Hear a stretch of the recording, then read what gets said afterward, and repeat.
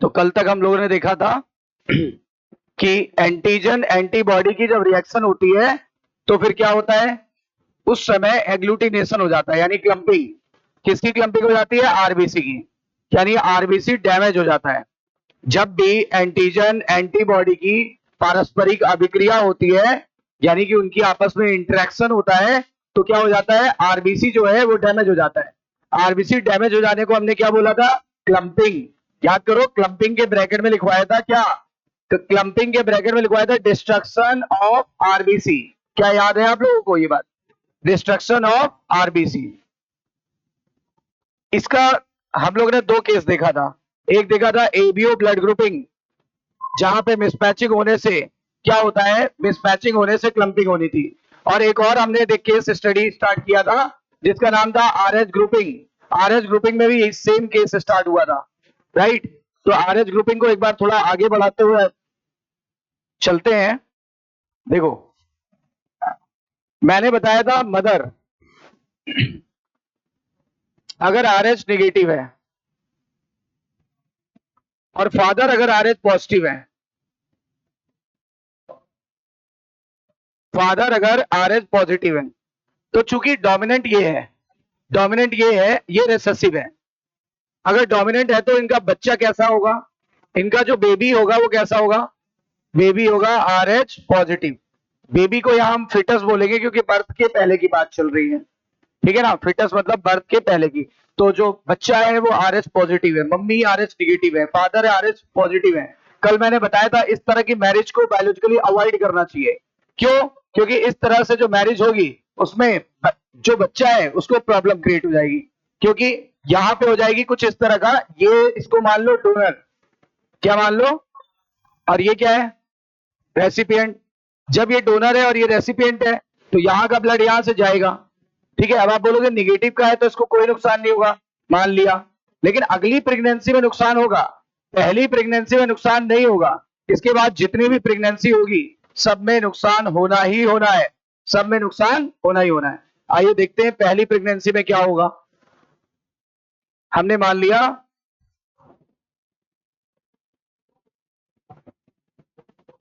ये है प्लेसेंटा, दोनों के बीच का बैरियर होता है। प्लेसेंटा मम्मी और बच्चे के बीच का क्या है? बैरियर। इसका नाम है प्लेसेंटा। और इसमें होती है बहुत सारी ब्लड वेसल्स, बच्चे की भी और मम्मी की। बच्चे की और मम्मी की ब्लड वेसल आपस में इंटर डिजिटेड यानी गुथी रहती है, ऐसे ऐसे आपस में लॉक रहती है, ऐसे गुथी रहती है आपस में। ये मम्मी की, ये बच्चे की, आपस में ऐसे एक दूसरे के आसपास है, गुथी हुई है एक दूसरे में। गुथरा समझते हो ना? एक दूसरे में इंटरटैंगल्ड होना, इंटरटैंगल्ड है एक दूसरे में, ठीक है? इसका नाम है, इस टिश्यू का नाम है प्लेसेंटा। प्लेसेंटा। अब ये इधर लिख देते हैं, इधर है फिटस, इधर है मदर साइड। अब आप देखो, मैं बात कर रहा हूं फर्स्ट प्रेगनेंसी की।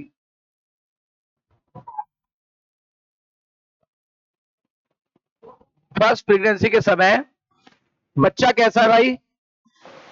RH positive. मम्मी कैसी है? आरएच निगेटिव, ठीक है? तो बच्चे का आरबीसी ये रहा, ये बच्चे का आरबीसी है और इसके ऊपर आरएच है कि नहीं है? आरएच है, ऐसे चारों तरफ होगा, मैंने एक बनाया है, ठीक है? मम्मी का जो ब्लड है वो ऐसा है, उसके पास कोई आरएच नहीं है, कंफर्म है ना? जो बच्चे का ब्लड है वो आरएच पॉजिटिव है, मम्मी के ऊपर आरएच नहीं है, कल बताया था ना आपको। अच्छा आप देखो, प्लेसेंटा एक बैरियर की तरह काम करता है। प्लेसेंटा एक बैरियर की तरह काम करता है जो मम्मी के ब्लड को डायरेक्टली बच्चे के ब्लड से मिलने से रोकता है। प्लेसेंटा एक बैरियर यानी अवरोध की तरह काम करता है जो मम्मी के ब्लड से बच्चे के ब्लड को मिलने से रोकता है। समझ में आई बात? इसका मतलब मम्मी और बच्चे का ब्लड एक दूसरे के कांटेक्ट में डायरेक्टली नहीं आ रहा है, ठीक है? डायरेक्टली एक दूसरे के कांटेक्ट में नहीं आता। देखो ऐसे ब्लड वेसल्स हैं ब्लड वेसल ऐसे हैं, ये मम्मी की बच्चे की, यहां से ऑक्सीजन निकली बच्चे को मिल गई, यहां से खाना निकला बच्चे को मिल गया, यहां से पानी निकला बच्चे को मिल गया, यहां से मिनरल निकले बच्चे को मिल गए, हार्मोन निकला बच्चे को मिल गया, इंपॉर्टेंट चीजें बच्चे को मिल गई। और बच्चे ने कचरा पैदा किया, ऑक्सीजन, वेस्ट प्रोडक्ट, उत्सर्जित पदार्थ, ये मम्मी वाले ब्लड वेसल को चला गया। बताओ क्या इसके अलावा कोई लेन देन हो रहा है? नहीं, ये दोनों ब्लड को मिलने से, हाँ, ब्लड को मिलने से रोक रहा है, लेकिन आवश्यक चीजों को जाने दे रहा है और अनावश्यक चीजों को आने दे रहा है। इतनी बात समझ में आई? चलो, इसका मतलब बच्चे को सारी सप्लाई मिलेगी, बच्चे का सारा कचरा मम्मी तक जाएगा, पर ब्लड डायरेक्ट कॉन्टैक्ट में नहीं है, ब्लड डायरेक्ट संपर्क में नहीं है। ऐसा नहीं है कि मम्मी का ब्लड बच्चे के ब्लड से मिक्स हो गया, ऐसा नहीं है, क्योंकि ये बैरियर है। अच्छा, अब होती है फर्स्ट डिलीवरी। अब यहां होती है, बच्चा पैदा भी तो होगा कि वहीं रहेगा? पैदा भी तो होगा ना, कि वहीं रहेगा, यूट्रस में पैदा होगा, फिर लोग बधाई देने आएंगे, है ना? जब पैदा होगा तो प्लेसेंटा डैमेज हो जाता है। बोलो, जब पैदा होगा तो प्लेसेंटा क्या हो जाएगा? डैमेज। क्यों? प्लेसेंटा टूट जाएगा ना, मम्मी और बच्चे के बीच का कनेक्शन खत्म। जब पैदा होगा तो मम्मी और बच्चे के बीच का कनेक्शन खत्म हो जाएगा। ये रहा प्लेसेंटा और ये डैमेज हो रहा है, ठीक है? यहां लिख देते हैं डैमेज, ये प्लेसेंटा डैमेज हो रहा है। इससे होगा क्या? बच्चे का और मम्मी का ब्लड थोड़ा सा एक दूसरे के कॉन्टैक्ट में आ जाएगा। भाई जब कोई चीज टूटेगी, अब ये दो वायर है, दो वायर टूटे तो खून निकला, खून निकला, ये मम्मी का खून, ये बच्चे का खून मिक्स हो गया, थोड़ा सा मिक्स हो गया, तो यानी क्या हुआ? यहां पे थोड़ा सा मैटरनल और, मैटरनल मतलब मम्मी का, मैटरनल व फिटल ब्लड मिक्स हो जाता है। कब होता है? एट द टाइम ऑफ, हाँ, डिलीवरी, डिलीवरी के समय मिक्स्ड हो जाता है। मैंने लिख दिया। अब अगर मिक्स हो गया तो बच्चे का ब्लड किसके कांटेक्ट में आ गया और मम्मी का किसके कांटेक्ट में आ गया?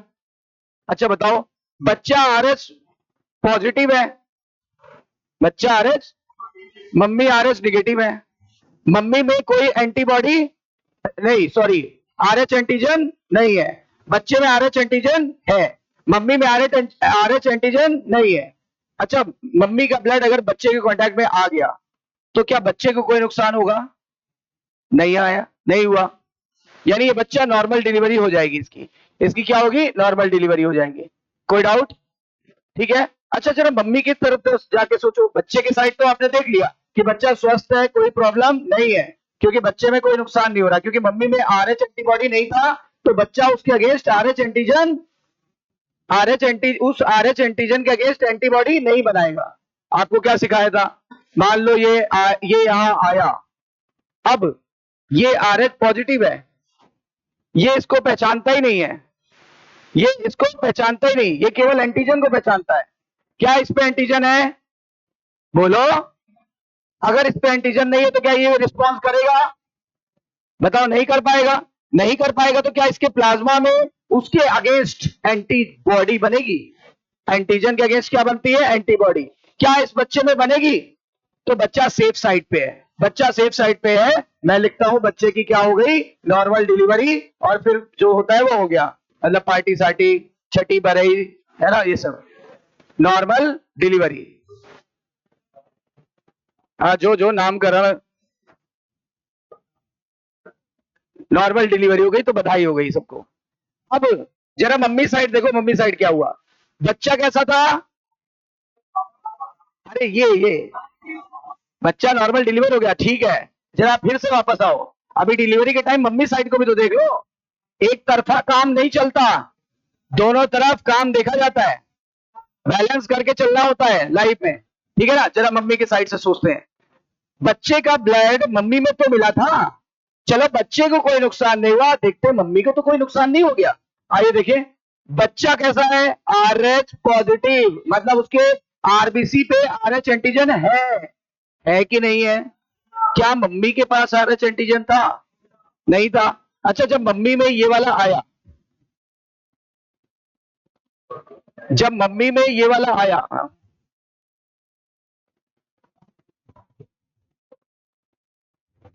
जब मम्मी में ये वाला आएगा तो क्या हो जाएगा? जब मम्मी में ये वाला आएगा तो क्या हो जाएगा बताइए?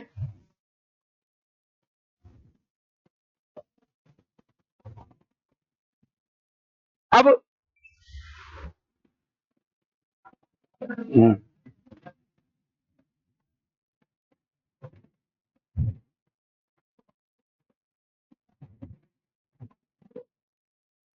ये मम्मी में आया, मम्मी में आ गया। अच्छा, जब ये मम्मी में आ गया तो मम्मी कैसी है? निगेटिव। और ये क्या है? अब ये वाला इसको पहचान लेगा। क्यों? ये वाला इसको नहीं पहचानता था क्योंकि इसके ऊपर कोई एंटीजन, लेकिन मम्मी साइड में, मम्मी साइड वाला जो आरबीसी था वो उसको पहचान गया। अरे यार, ये तो अपना है ही नहीं, ये तो पराया है। अपना नहीं है मतलब क्या है? पराया है। तो मम्मी क्या बनाने लगेंगे इसके अगेंस्ट? RH antibody. कहां पे? अपने प्लाज्मा में। मम्मी बनाने लगेंगी आरएच एंटीबॉडी। कुछ समझ में आई बात? मम्मी बनाने लगेंगी आरएच एंटीबॉडी। क्लियर है? जब ये वाला इसमें आया था तो इसके अंदर एंटीबॉडी नहीं बनेगी, लेकिन जब ये वाला इसके अंदर आएगा तो एंटीबॉडी बनेगी। क्यों? क्योंकि जब ये आएगा तो इसके ऊपर क्या आरएच एंटीजन है? अगर आरएच एंटीजन है ही नहीं तो ये बंदा पहचानेगा ही नहीं। हमने क्या बोला था? बॉडी किसको पहचानती है? एंटीजन को। इस पे तो एंटीजन है ही नहीं। बोलो।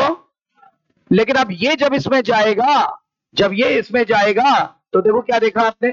जब ये इसमें जाएगा तो इसने इसे पहचान लिया क्योंकि इसके ऊपर तो एंटीजन नहीं था, लेकिन इसके ऊपर एंटीजन है।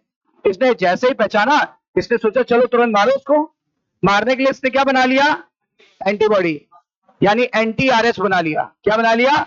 एंटी आरएच, यानी आरएच एंटीबॉडी बना लिया। बना लिया ना? चलो, यही मैं इधर लिखने जा रहा हूं, यही लिखने जा रहा हूं। क्या हुआ मम्मी साइड पे? क्या हुआ?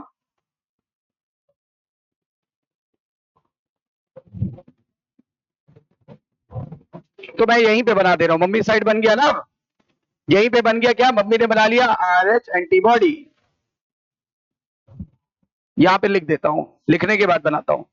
देखो, फिटल ब्लड,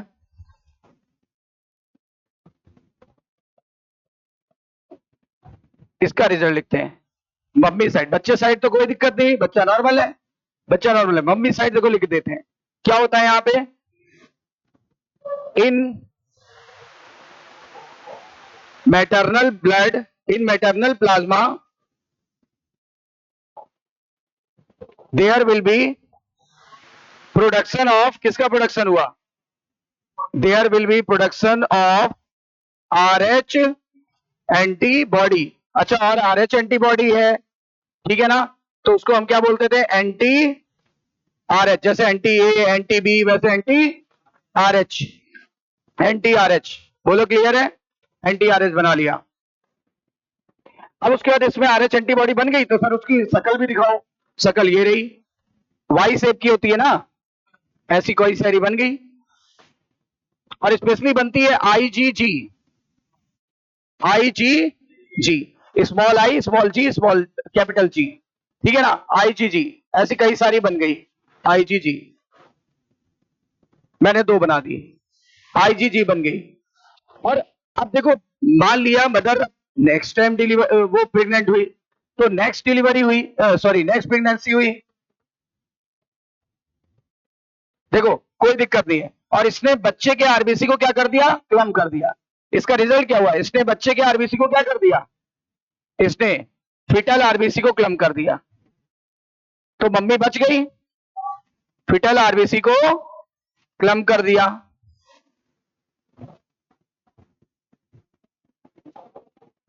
अच्छा, क्लम करने के बाद इसमें मेमोरी डेवलप हो जाती है। क्या डेवलप हो गई? मेमोरी। मतलब मम्मी की बॉडी में मेमोरी डेवलप हो गई है कि कभी भी अगर आरएच पॉजिटिव आएगा तो हम तुरंत तैयार हैं, हम अपना अस्त्र शस्त्र लेकर के तैयार हैं, हम अपने वेपन्स को लेकर तैयार हैं। यानी आईजीजी ऑलरेडी वहां बनी हुई है, बनी रहेगी, ठीक है ना? अच्छा, आप जरा सोचो, सेकंड प्रेगनेंसी होती है,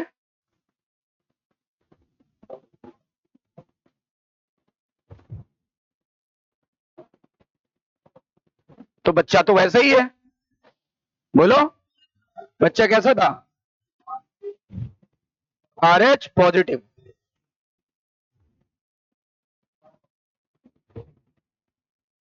बच्चा था RH पॉजिटिव, तो ये लिखा हुआ है, ठीक है। अब देखो जब मम्मी का ब्लड यहां से सप्लाई होगा तो मैं मानता हूं प्लेसेंटा बैरियर की तरह काम करता है, लेकिन पहले क्या था, पहले मम्मी में ये बना था कि नहीं बना था? पहली डिलीवरी में मम्मी में ये बना था कि नहीं बना था? नहीं बना था। ये पहली प्रेगनेंसी में बना था कि नहीं? डिलीवरी नहीं बोलो, प्रेगनेंसी में बना था कि नहीं? नहीं बना। कब बना? फर्स्ट डिलीवरी में बना। जब तक ब्लड मिक्स नहीं हुआ तब तक नहीं बना। अच्छा, अब ये बच्चा ब्लड मिक्स होने के बाद फिर से गर्भ में पल रहा है कि अभी अभी पहले? मतलब ये जो बच्चा है ये फर्स्ट प्रेगनेंसी के बाद का है कि फर्स्ट प्रेगनेंसी के पहले का है? बाद का है। इसका मतलब जब मिक्सिंग हो चुकी है कि जब मिक्सिंग होनी बाकी है? मतलब अब मम्मी के ब्लड में क्या है? IgG है, और मैंने बोला था मेमोराइज्ड हो जाता है, मतलब मम्मी के ब्लड में है, पड़ा हुआ है। अब जब मम्मी का ब्लड इधर सप्लाई होगा फिर से मम्मी का ब्लड बच्चे को आएगा। बताओ, खाना लेके, पानी लेके, मिनरल लेके, विटामिन लेके और कचरा लेके वापस भी जाना है। उस समय IgG यहां से यहां चला आता है। उस समय कौन यहां से यहां आ गया? IgG यहां पे, क्योंकि प्लेसेंटा सबको रोक लेता है। IgG इतना छोटा इम्यूनोग्लोबुलिन है, इतना छोटा है, सबसे छोटा है, इसलिए प्लेसेंटा को क्रॉस कर जाता है। मतलब यहां से निकलेगा, ट्यू यहां से भाग गया, यहां से निकला, ये मम्मी के ब्लड से निकला और किसके ब्लड वेसल में घुस गया? बच्चे के ब्लड वेसल में घुस गया। पहली बार में क्या था? पहली बार IgG अवेलेबल ही नहीं था, वो तो फर्स्ट डिलीवरी के बाद आया है ना। तो सेकंड वाला जो बच्चा पल रहा है उसको नुकसान पहुंचाएगा, बचाएगा कि नहीं बचाएगा? तो यहां पे लिख देते हैं, यहां पे ट्रांसपोर्ट हो जाता है। किसका ट्रांसपोर्ट? या transfer of IgG, transfer of IgG, इसको कैपिटल आई कर लेना। ट्रांसफर ऑफ IgG, इम्यूनोग्लोबुलिन बोलते हैं ना, IgG, transfer of IgG, IgG यहां ट्रांसफर हो गया। ट्रांसफर हो गया तो ये देखो आ गया, ये आ गया, ये आ गया। और कल क्या बताया था? अगर ये आ जाएगा, इसको चारों तरफ से घेर लिया, घेरने के बाद किल कर देगा। क्या कर देगा? इसका रिजल्ट क्या होगा? इसका रिजल्ट होगा क्लंपिंग। किसका? आरबीसी का। क्लंपिंग का मतलब हमेशा बताया आरबीसी का नष्ट होना। अब किसका आरबीसी नष्ट हो गया? जल्दी बोलो, किसका आरबीसी नष्ट हो गया? फिटस का आरबीसी नष्ट हो गया। फिटस का आरबीसी नष्ट हो गया, अभी पढ़ा कर देंगे, पहले लिख लें। फिटस का आरबीसी नष्ट हो गया। अच्छा, इससे क्या होगा? जब आरबीसी डिस्ट्रक्ट होगा, आरबीसी डिस्ट्रॉय, जब आरबीसी डिस्ट्रॉय हो गया तो इसका रिजल्ट क्या हुआ? इसका रिजल्ट ये हो गया, सीवियर एनीमिया हो गया बच्चे को। अरे आरबीसी का नष्ट होना, सीवियर एनीमिया, एनीमिया को बोलते हैं रक्तहीनता, रक्त की कमी, बोलो सही है? तो रक्तहीनता हो गया। और क्या हो जाएगा? और सुनो, और हो जाएगा सीवियर जॉन्डिस, क्योंकि जब कभी ब्लड वेसल क्लम्प, जब ये आरबीसी क्लम्प होगा तो इसके अंदर जो बिलीरुबिन, हीमोग्लोबिन निकलेगा, और हीमोग्लोबिन आगे चल के बिलीरुबिन बिलीवर्डिन बनाता है, यानी कि बाइल पिगमेंट्स, पित्त वर्णक। पित्त वर्णक सुना है कभी? हीमोग्लोबिन के टूटने से ही बिलीरुबिन बिलीवर्डिन बना है, सुना है कि नहीं सुना है? तो याद रखिएगा, यहां पर सीवियर जॉन्डिस हो जाएगी। जॉन्डिस मतलब पीलिया, जॉन्डिस मतलब पीलिया की खा लिया, पी लिया, पूरा शरीर पीला हो जाता है क्योंकि बिलीरुबिन बिलीवर्डिन बढ़ जाता है, तो जॉन्डिस हो गई। इस तरह से बच्चा या तो बचेगा या तो मर जाएगा। देखो, सीवियर केस होगा तो या तो डेथ हो सकती है, नहीं तो एनीमिया और जॉन्डिस सहित पैदा होगा। और इससे बच्चा होता है स्टिल बर्थ। स्टिल बर्थ का मतलब समझते हो? स्टिल बर्थ का मतलब होता है मरा हुआ बच्चा पैदा होना, मरा हुआ बच्चा पैदा होगा।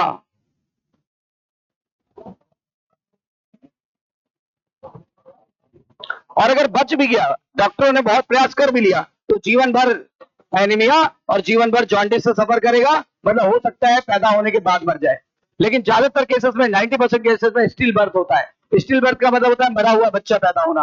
अच्छा, अब मान लो थर्ड डिलीवरी होगी तब भी यही समस्या, फोर्थ डिलीवरी होगी तब भी, मतलब एक बच्चा तो पैदा हो जाएगा, बाकी के बच्चे पैदा होने पे सेम समस्याएं खड़ी हो जाएंगी। इसलिए तो बोला था शुरू में कि बायोलॉजिकल ये मैरिज अवॉइड करनी चाहिए। ये बायोलॉजिकल मैरिज जो है वो अवॉइड करनी चाहिए। ये वैलिड मैरिज नहीं है, बायोलॉजिकली वैलिड नहीं है, सोसाइटी के पक्ष से नहीं, बायोलॉजी के पक्ष से ये वैलिड मैरिज नहीं है। अपने यहाँ तो नहीं, फॉरेन कंट्री में जब मैरिजेस होती है तो वहां पता है, हमारे यहाँ तो ये मिलाए जाते हैं, फेस मिला लो, ये मिला लो, गोरी है लड़की, काला है लड़का, अच्छा है लड़का, अच्छे गुण है, अच्छे संस्कार है, ये मिलाया जाता है।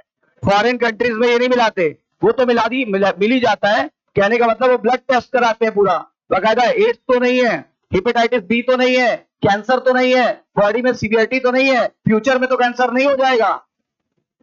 एडवांस कंट्री है भाई, वहां पे लोग बहुत लिटरेट हैं। तो कहने का मतलब है वो लोग शादी से पहले ये देख लेते हैं कि कहीं हमारे बच्चे में ये इनकम्पैटिबिलिटी ना आ जाए, कोई समस्या ना आ जाए, इसलिए पहले ही वो मैरिज से पहले ही अपना ब्लड टेस्ट करा के इन छोटी छोटी जानकारियों को जुटा लेते हैं, जिससे क्या होता है आगे आने वाली पीढ़ियों में कोई नुकसान ना हो। कोई आनुवंशिक रोग तो नहीं है हमारे यहाँ, कहाँ कोई ये देखा जाता है? कभी सुना है एक लड़की का ब्लड टेस्ट करा करके आनुवंशिक रोग का पता किया गया हो?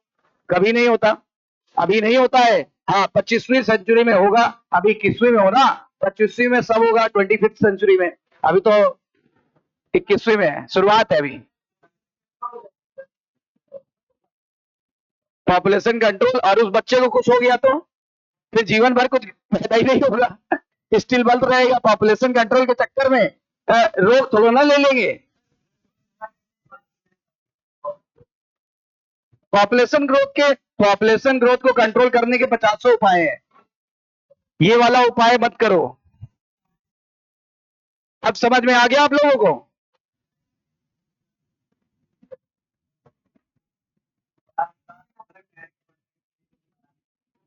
ब्लड डायरेक्ट कांटेक्ट में कहा है, मैंने बोला आईजीजी निकला और यहां से घुस गया, कैपिलरी से आईजीजी निकला और यहां घुस गया। पहले वाले में आईजीजी था ही नहीं मम्मी में, तो निकलेगा क्या? डायरेक्ट कांटेक्ट में तो अब भी नहीं है। सही है कि नहीं है?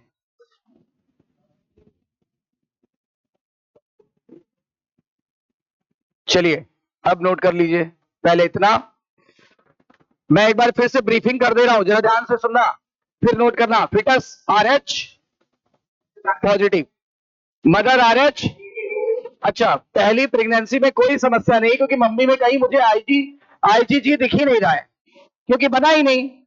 अच्छा, क्योंकि बच्चे और मम्मी का ब्लड पूरी तरह से सेपरेट था। किसने सेपरेट कर रखा था? प्लेसेंटा ने। ठीक है, अब पहली डिलीवरी हुई, प्लेसेंटा डैमेज हुआ, थोड़ा सा मैटरनल ब्लड और फिटल ब्लड मिक्स हो गया, परिणाम ये हुआ नॉर्मल डिलीवरी हुई, क्योंकि बच्चे के साइड पे कोई नुकसान नहीं हुआ। अक्सर क्यों नहीं हुआ? क्योंकि जब ये यहां जाएगा तो ये एंटीजन, इस पे एंटीजन है ही नहीं, जब एंटीजन है ही नहीं तो पहचान ही नहीं पाओगे। अगर आपके पास कोई बंदा मिल जाए और उसके पास आधार कार्ड ना हो या किसी कोई आईडी ना हो किसी कंट्री की, हर कंट्री की अपनी एक आईडी होती है नहीं होती है ना? तो हर कंट्री की अपनी एक आईडी होती है। अगर उसके पास कोई आईडी नहीं है, आप उससे पूछते रहो कहां से आए हो भाई, कहेगा पता नहीं, पहले आपको बेवकूफ बनाएगा, कहेगा भैया इंसान हूं, बस धरती पे आया हूं। अब किस कंट्री का हूं पता ही नहीं लगेगा, सही है ना? अब किस कंट्री का पता ही नहीं लगेगा, आईडी कार्ड है ही नहीं। वैसे इसके पास भी आईडी कार्ड कहाँ है? तो अगर ये यहाँ आ जाएगा पता नहीं लगेगा इसका, और जब पता नहीं लगेगा कुछ नहीं कर पाएंगे। बताओ, अब इसको देखो, जब यहाँ जाएगा, जब डिलीवरी के समय ये मिक्स होके यहाँ जाएगा तो मम्मी को पता लग गया, मम्मी को क्या पता लग गया? अरे इसके पास तो आईडी कार्ड है, ये तो दुश्मन है। अगर ये दुश्मन है तुरंत बनाओ, क्या बनाओ? प्लाज्मा में क्या बन जाता है? मम्मी के प्लाज्मा में प्रोडक्शन होने लगता है एंटीबॉडी का। कौन सा? एंटी आरएच या आरएच एंटीबॉडी बोलते हैं। ठीक है, और कौन सी वाली बनेगी? आईजीजी बन गई। अब नेक्स्ट वाली प्रेगनेंसी हुई तो बच्चा सेम, मम्मी भी सेम और पापा तो सेम ही है। पापा तो सेम रहे, पापा कैसे बदल जाएंगे, है ना? तो आरएच पॉजिटिव बच्चा है, मम्मी भी आरएच निगेटिव है। अब बच्चे के में जब ब्लड जाएगा तो क्या चला गया? लीक करके क्या चला गया? क्यों चला गया? क्योंकि इससे छोटा है ही नहीं, इससे छोटा कोई इम्यूनोग्लोबुलिन होता ही नहीं। ये छोटा होने के कारण आसानी से लीक करके एक ब्लड वेसल से दूसरी ब्लड वेसल में चला जाता है, और इस वजह से ये चला आया। जब चला आया तो देखो ये आरएच पॉजिटिव है, ये आरएच पॉजिटिव है, ये उसके दुश्मन है। ये देखो, ये इसको मार देंगे, रिजल्ट ये हुआ, क्लम्पिंग हो गई, आरबीसी डिस्ट्रॉय हुआ। किसका आरबीसी डिस्ट्रॉय हो रहा है? बच्चे का कि मम्मी का? बच्चे का। तो बच्चे का जब आरबीसी कम होगा तो बच्चे में ब्लड की कमी आ जाएगी। ब्लड की कमी को क्या बोलते हैं? एनीमिया। या रक्तहीनता। अच्छा, और दूसरा, जब ब्लड की कमी होगी, ब्लड फट, देखो आरबीसी फट जाता है, जब आरबीसी फटता है हीमोग्लोबिन बाहर, हीमोग्लोबिन को ब्रेक कर दिया जाता है लीवर में ले जाके। लीवर का काम है हीमोग्लोबिन को ब्रेक करके क्या बना देना, बिलीरुबिन, बिलीवर्डिन। अब लीवर ने बिलीरुबिन बिलीवर्डिन बना दिया, ज्यादा आरबीसी डैमेज हुआ तो ज्यादा से ज्यादा हीमोग्लोबिन निकला, ज्यादा से ज्यादा हीमोग्लोबिन निकलेगा, ज्यादा से ज्यादा क्या बनेगा, बिलीरुबिन बिलीवर्डिन। और जब बिलीरुबिन बिलीवर्डिन बढ़ जाता है, इसी को बोलते हैं हिंदी में पीलिया, और पूरा शरीर पीलिया, आंखें जो है वो भी पीली, यूरिन भी पीली, ठीक है ना, त्वचा भी पीली हो जाएगी, बिल्कुल ऐसा लगेगा जैसे हल्दी लगा दी गई है ना, हल्दी लगा दी गई, वो शादी से पहले वाली जैसे होती है ना स्टेज, वैसी लग जाएगी।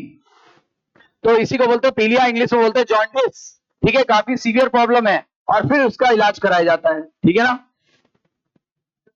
तो चलो नोट कर लो, पहले इतना करो फिर थोड़ा ऊपर कर देंगे।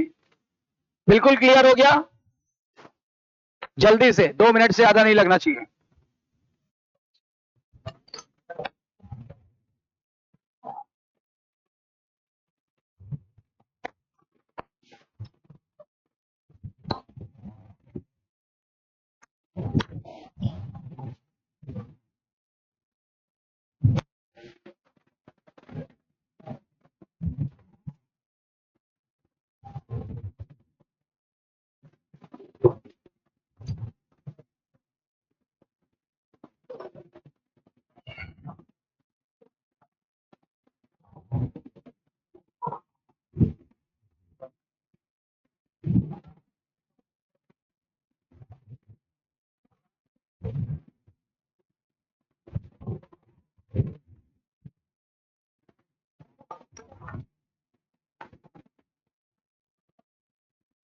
जल्दी जल्दी बनाइए, क्योंकि उसमें कोई डिजाइन तो है नहीं, सीधे सीधे कॉन्सेप्ट है।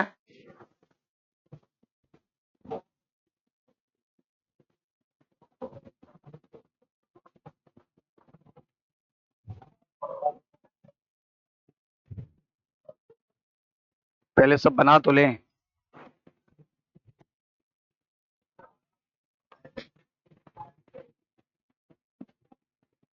समझ गए ना समस्याएं। अब हम एनसीईआरटी पढ़ेंगे, देखना बिल्कुल बिल्कुल क्लियर, क्रिस्टल क्लियर।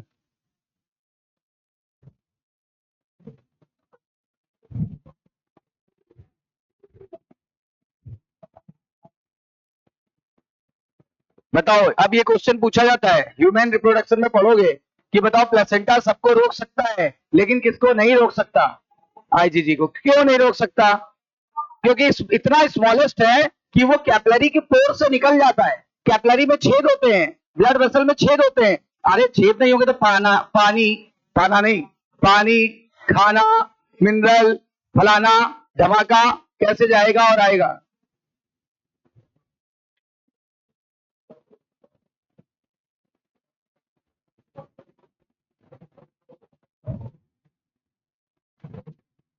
यहां तक तो पहुंच ही गए होगे, यहां तक डैमेज तक।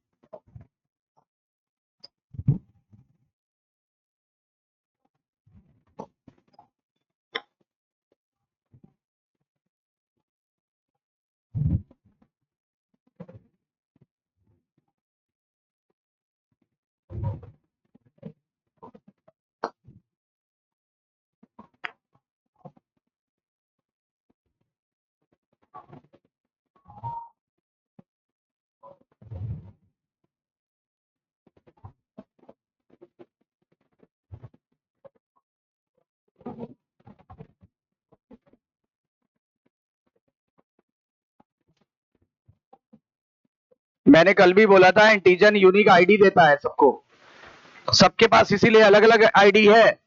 हो सकता है मेरे पास एंटीजन ना हो तो मैं हूं ओ निगेटिव, अरे ओ हूं, वैसे मैं बोल गया ओ निगेटिव क्योंकि मैं ओ निगेटिव हूं, मतलब मेरे पास एंटीजन, आरएच एंटीजन भी नहीं है। मेरे पास RH एंटीजन भी नहीं है, मतलब मेरे पास मेरी आईडी यही है कि मेरी कोई आईडी नहीं है, समझे? मेरी आईडी यही है कि मेरे पास कोई आईडी नहीं है, मतलब मेरे आरबीसी पे कोई एंटीजन नहीं है।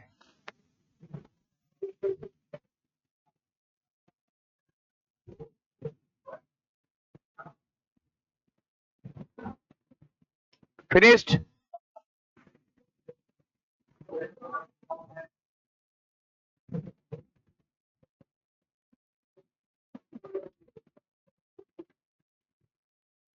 एनीमिया मतलब होता है ब्लड की कमी, और जबकि जॉन्डिस मतलब होता है पीलिया। स्टिल बर्थ का मतलब होता है मरा हुआ बच्चा पैदा होना।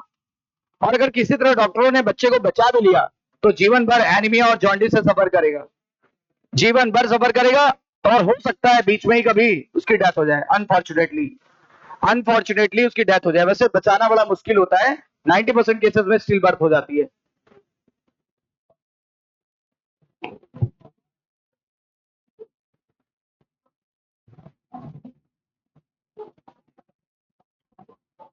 बढ़े आगे।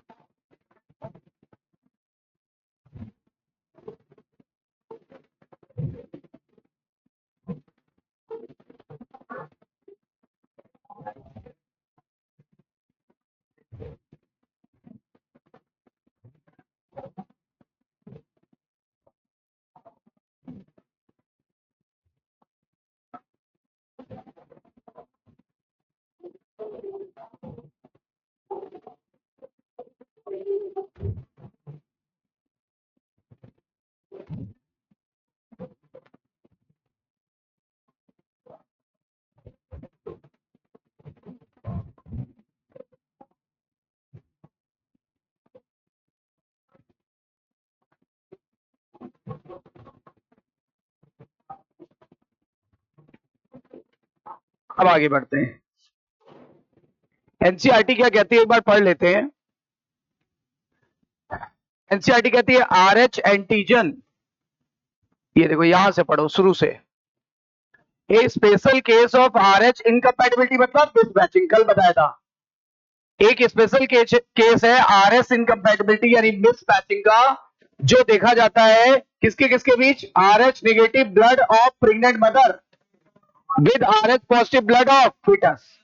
RH antigen of fetus do not get exposed to the RH negative blood of mother first pregnancy as two bloods are well separated by the placenta. मतलब प्लेसेंटा ने दोनों को बैरियर की तरह अलग कर रखा था।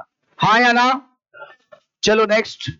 एनसीईआरटी की लाइनें देखो हमने देखी, देखने से जल्दी याद होगा, लेकिन however during the delivery of first child there is a possibility of exposure मतलब मिलना exposure of maternal blood to the small amount of RH positive blood of fetus। मैंने बोला था थोड़ा सा ब्लड मिल गया था, पूरा तो मिल नहीं सकता, थोड़ा सा मिल गया था, थोड़ा सा मिल गया। इस कंडीशंस में क्या हुआ, the mother start preparing antibody, कौन सा वाला,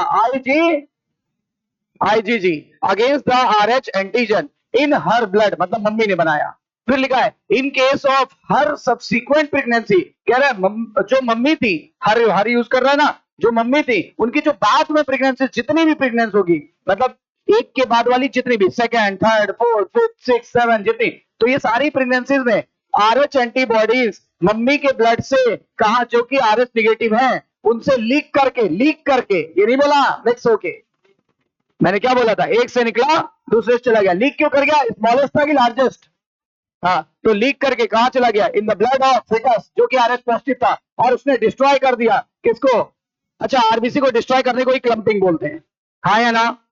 फिर उसके बाद बताया गया this could be fatal to the fetus and could cause severe anaemia and severe jaundice to the baby. This condition is called as erythroblastosis fetalis, कल ही बता चुका हूं इस कंडीशन का नाम।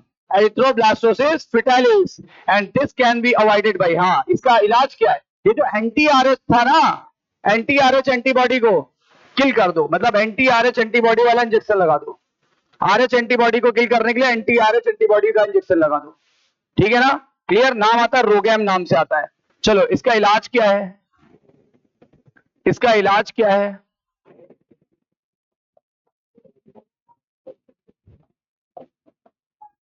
एंटी आरएच एंटीबॉडी का इंजेक्शन फर्स्ट डिलीवरी के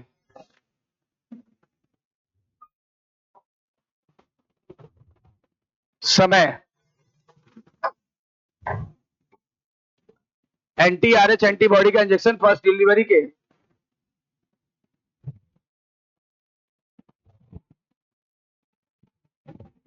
एंटी आरएच एंटीबॉडी का इंजेक्शन फर्स्ट डिलीवरी के तुरंत बाद मदर को दे देना चाहिए।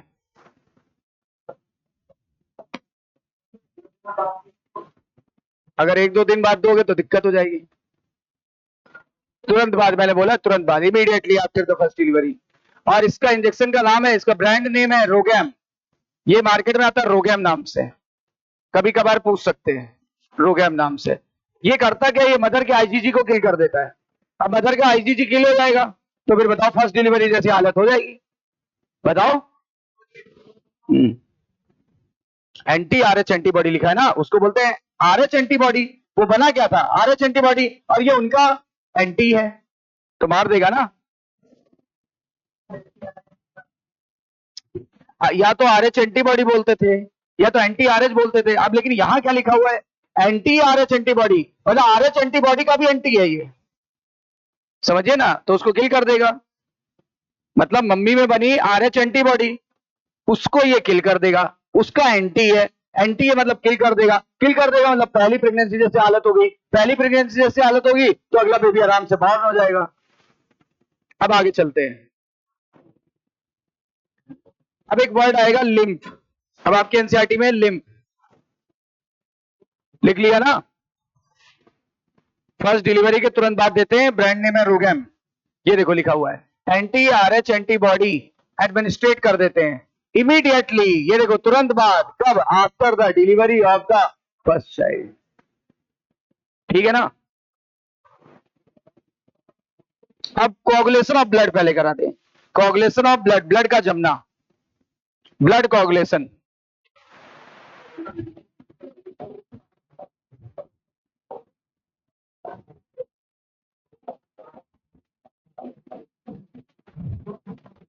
ब्लड क्लॉक कोगुलेशन,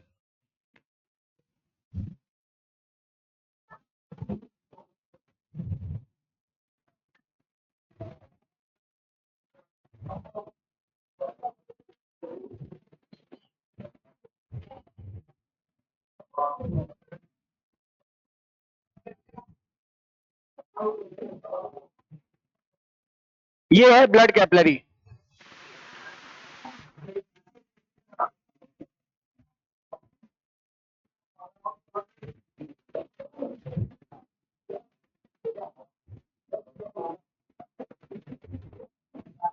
रक्त केशिका, है ना?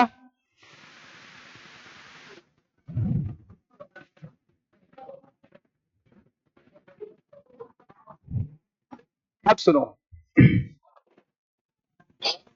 यहां का ये डैमेज हो गया किसी एक्सीडेंट में, यहां पे डैमेज हो गया, इसको बोलते हैं ट्रॉमा साइट। क्या बोलते हैं? Trauma site.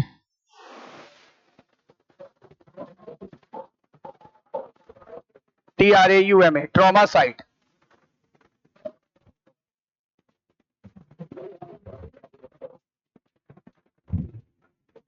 इंजरी या एनसीईआरटी ने इंजरी या ट्रॉमा साइट बोला है, ठीक है? यहां डैमेज हो गया ब्लड वेसल। जैसे ही डैमेज होता है तो यहां पे ब्लड के अंदर क्या था? ब्लड के अंदर होती है, याद करो, ब्लड के अंदर होती है इर्रेगुलर शेप, छोटी छोटी नाजुक नाजुक, कल बताया था प्लेटलेट्स। ये ब्लड में क्या थी?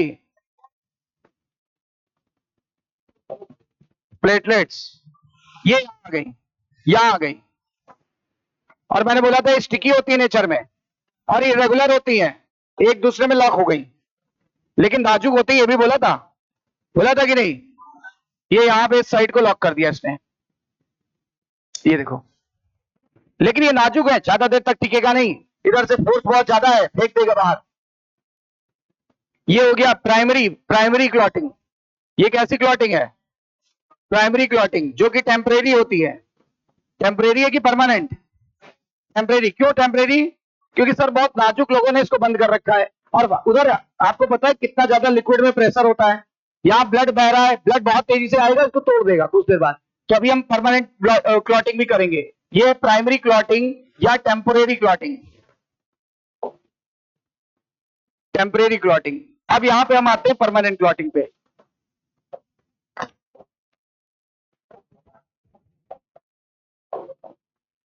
परमानेंट क्लॉटिंग के लिए सबसे पहले जो ब्लड में हिपैरिन होता है, हिपैरिन जो ब्लड को जमने नहीं देता, ये ऑक्सीजन के संपर्क में आएगा, इस साइड पे ऑक्सीजन के संपर्क में आएगा तो उसका हो जाएगा ऑक्सीडेशन, तो ये कैसा हो जाता है? इनएक्टिव। मतलब चोट के स्थान पे जो भी हिपैरिन निकल रहे होंगे ब्लड में, ब्लड ना जमे नसों में, ब्लड नसों में ना जमे, इसके लिए एक केमिकल भरा हुआ है नेचर ने, उसका नाम क्या है? हिपैरिन। हिपैरिन जब जब ब्लड को जमाना है तो पहले ना जमने वाले पदार्थ को इनएक्टिव करना पड़ेगा। बोलो आगे ना। अच्छा बताओ, अगर हिपैरिन रहेगा तो क्या ब्लड कभी जम पाएगा? इसीलिए पता क्या किया जाता है? इसीलिए सबसे पहले eight the sight of trauma जो भी हिपैरिन है उसको इनएक्टिव कर दिया जाता है। कैसे? हवा के टच में आएगा। अरे जहां चोट लगी है, ये मान लो यहाँ चोट लग गई तो हवा के टच में आ गया, हवा के टच में आया, ऑक्सीडाइज हो जाएगा, ऑक्सीडाइज हो गया, इनएक्टिव हो गया। पहला काम तो ये हो गया। अब क्या होता है? अब यहां से और डैमेज, मैं यहां लिख देता हूं डैमेज्ड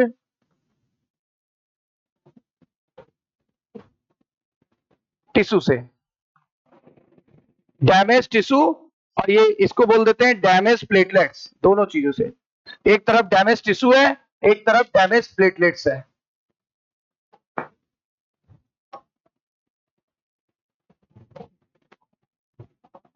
यहां से निकलता है थ्रोम्बोप्लास्टिन। क्या निकलता है? थ्रोम्बोप्लास्टिन। यहां से निकलता है प्लेटलेट्स वाला थ्रोम्बोप्लास्टिन। प्लेटलेट्स वाला थ्रोम्बोप्लास्टिन, इसको मैं टी लिख देता हूं तो आपको समझ में आएगा, टीएच। यहां से भी निकलता है टीएच, लेकिन ये कौन सा है? प्लेटलेट्स का थ्रोम्बोप्लास्टिन। ये कहां से निकला? ये डैमेज टिश्यू से निकला। दो तरह के थ्रोम्बोप्लास्टिन निकलते हैं, एक कहां से निकलता है और दूसरा कहां से निकला? डैमेज प्लेटलेट से। अब ये और ये कैल्शियम आयन इसको भी चाहिए, कैल्शियम आयन इसको भी चाहिए। एक एंजाइम बना देता है थ्रोम्बोकाइनेस,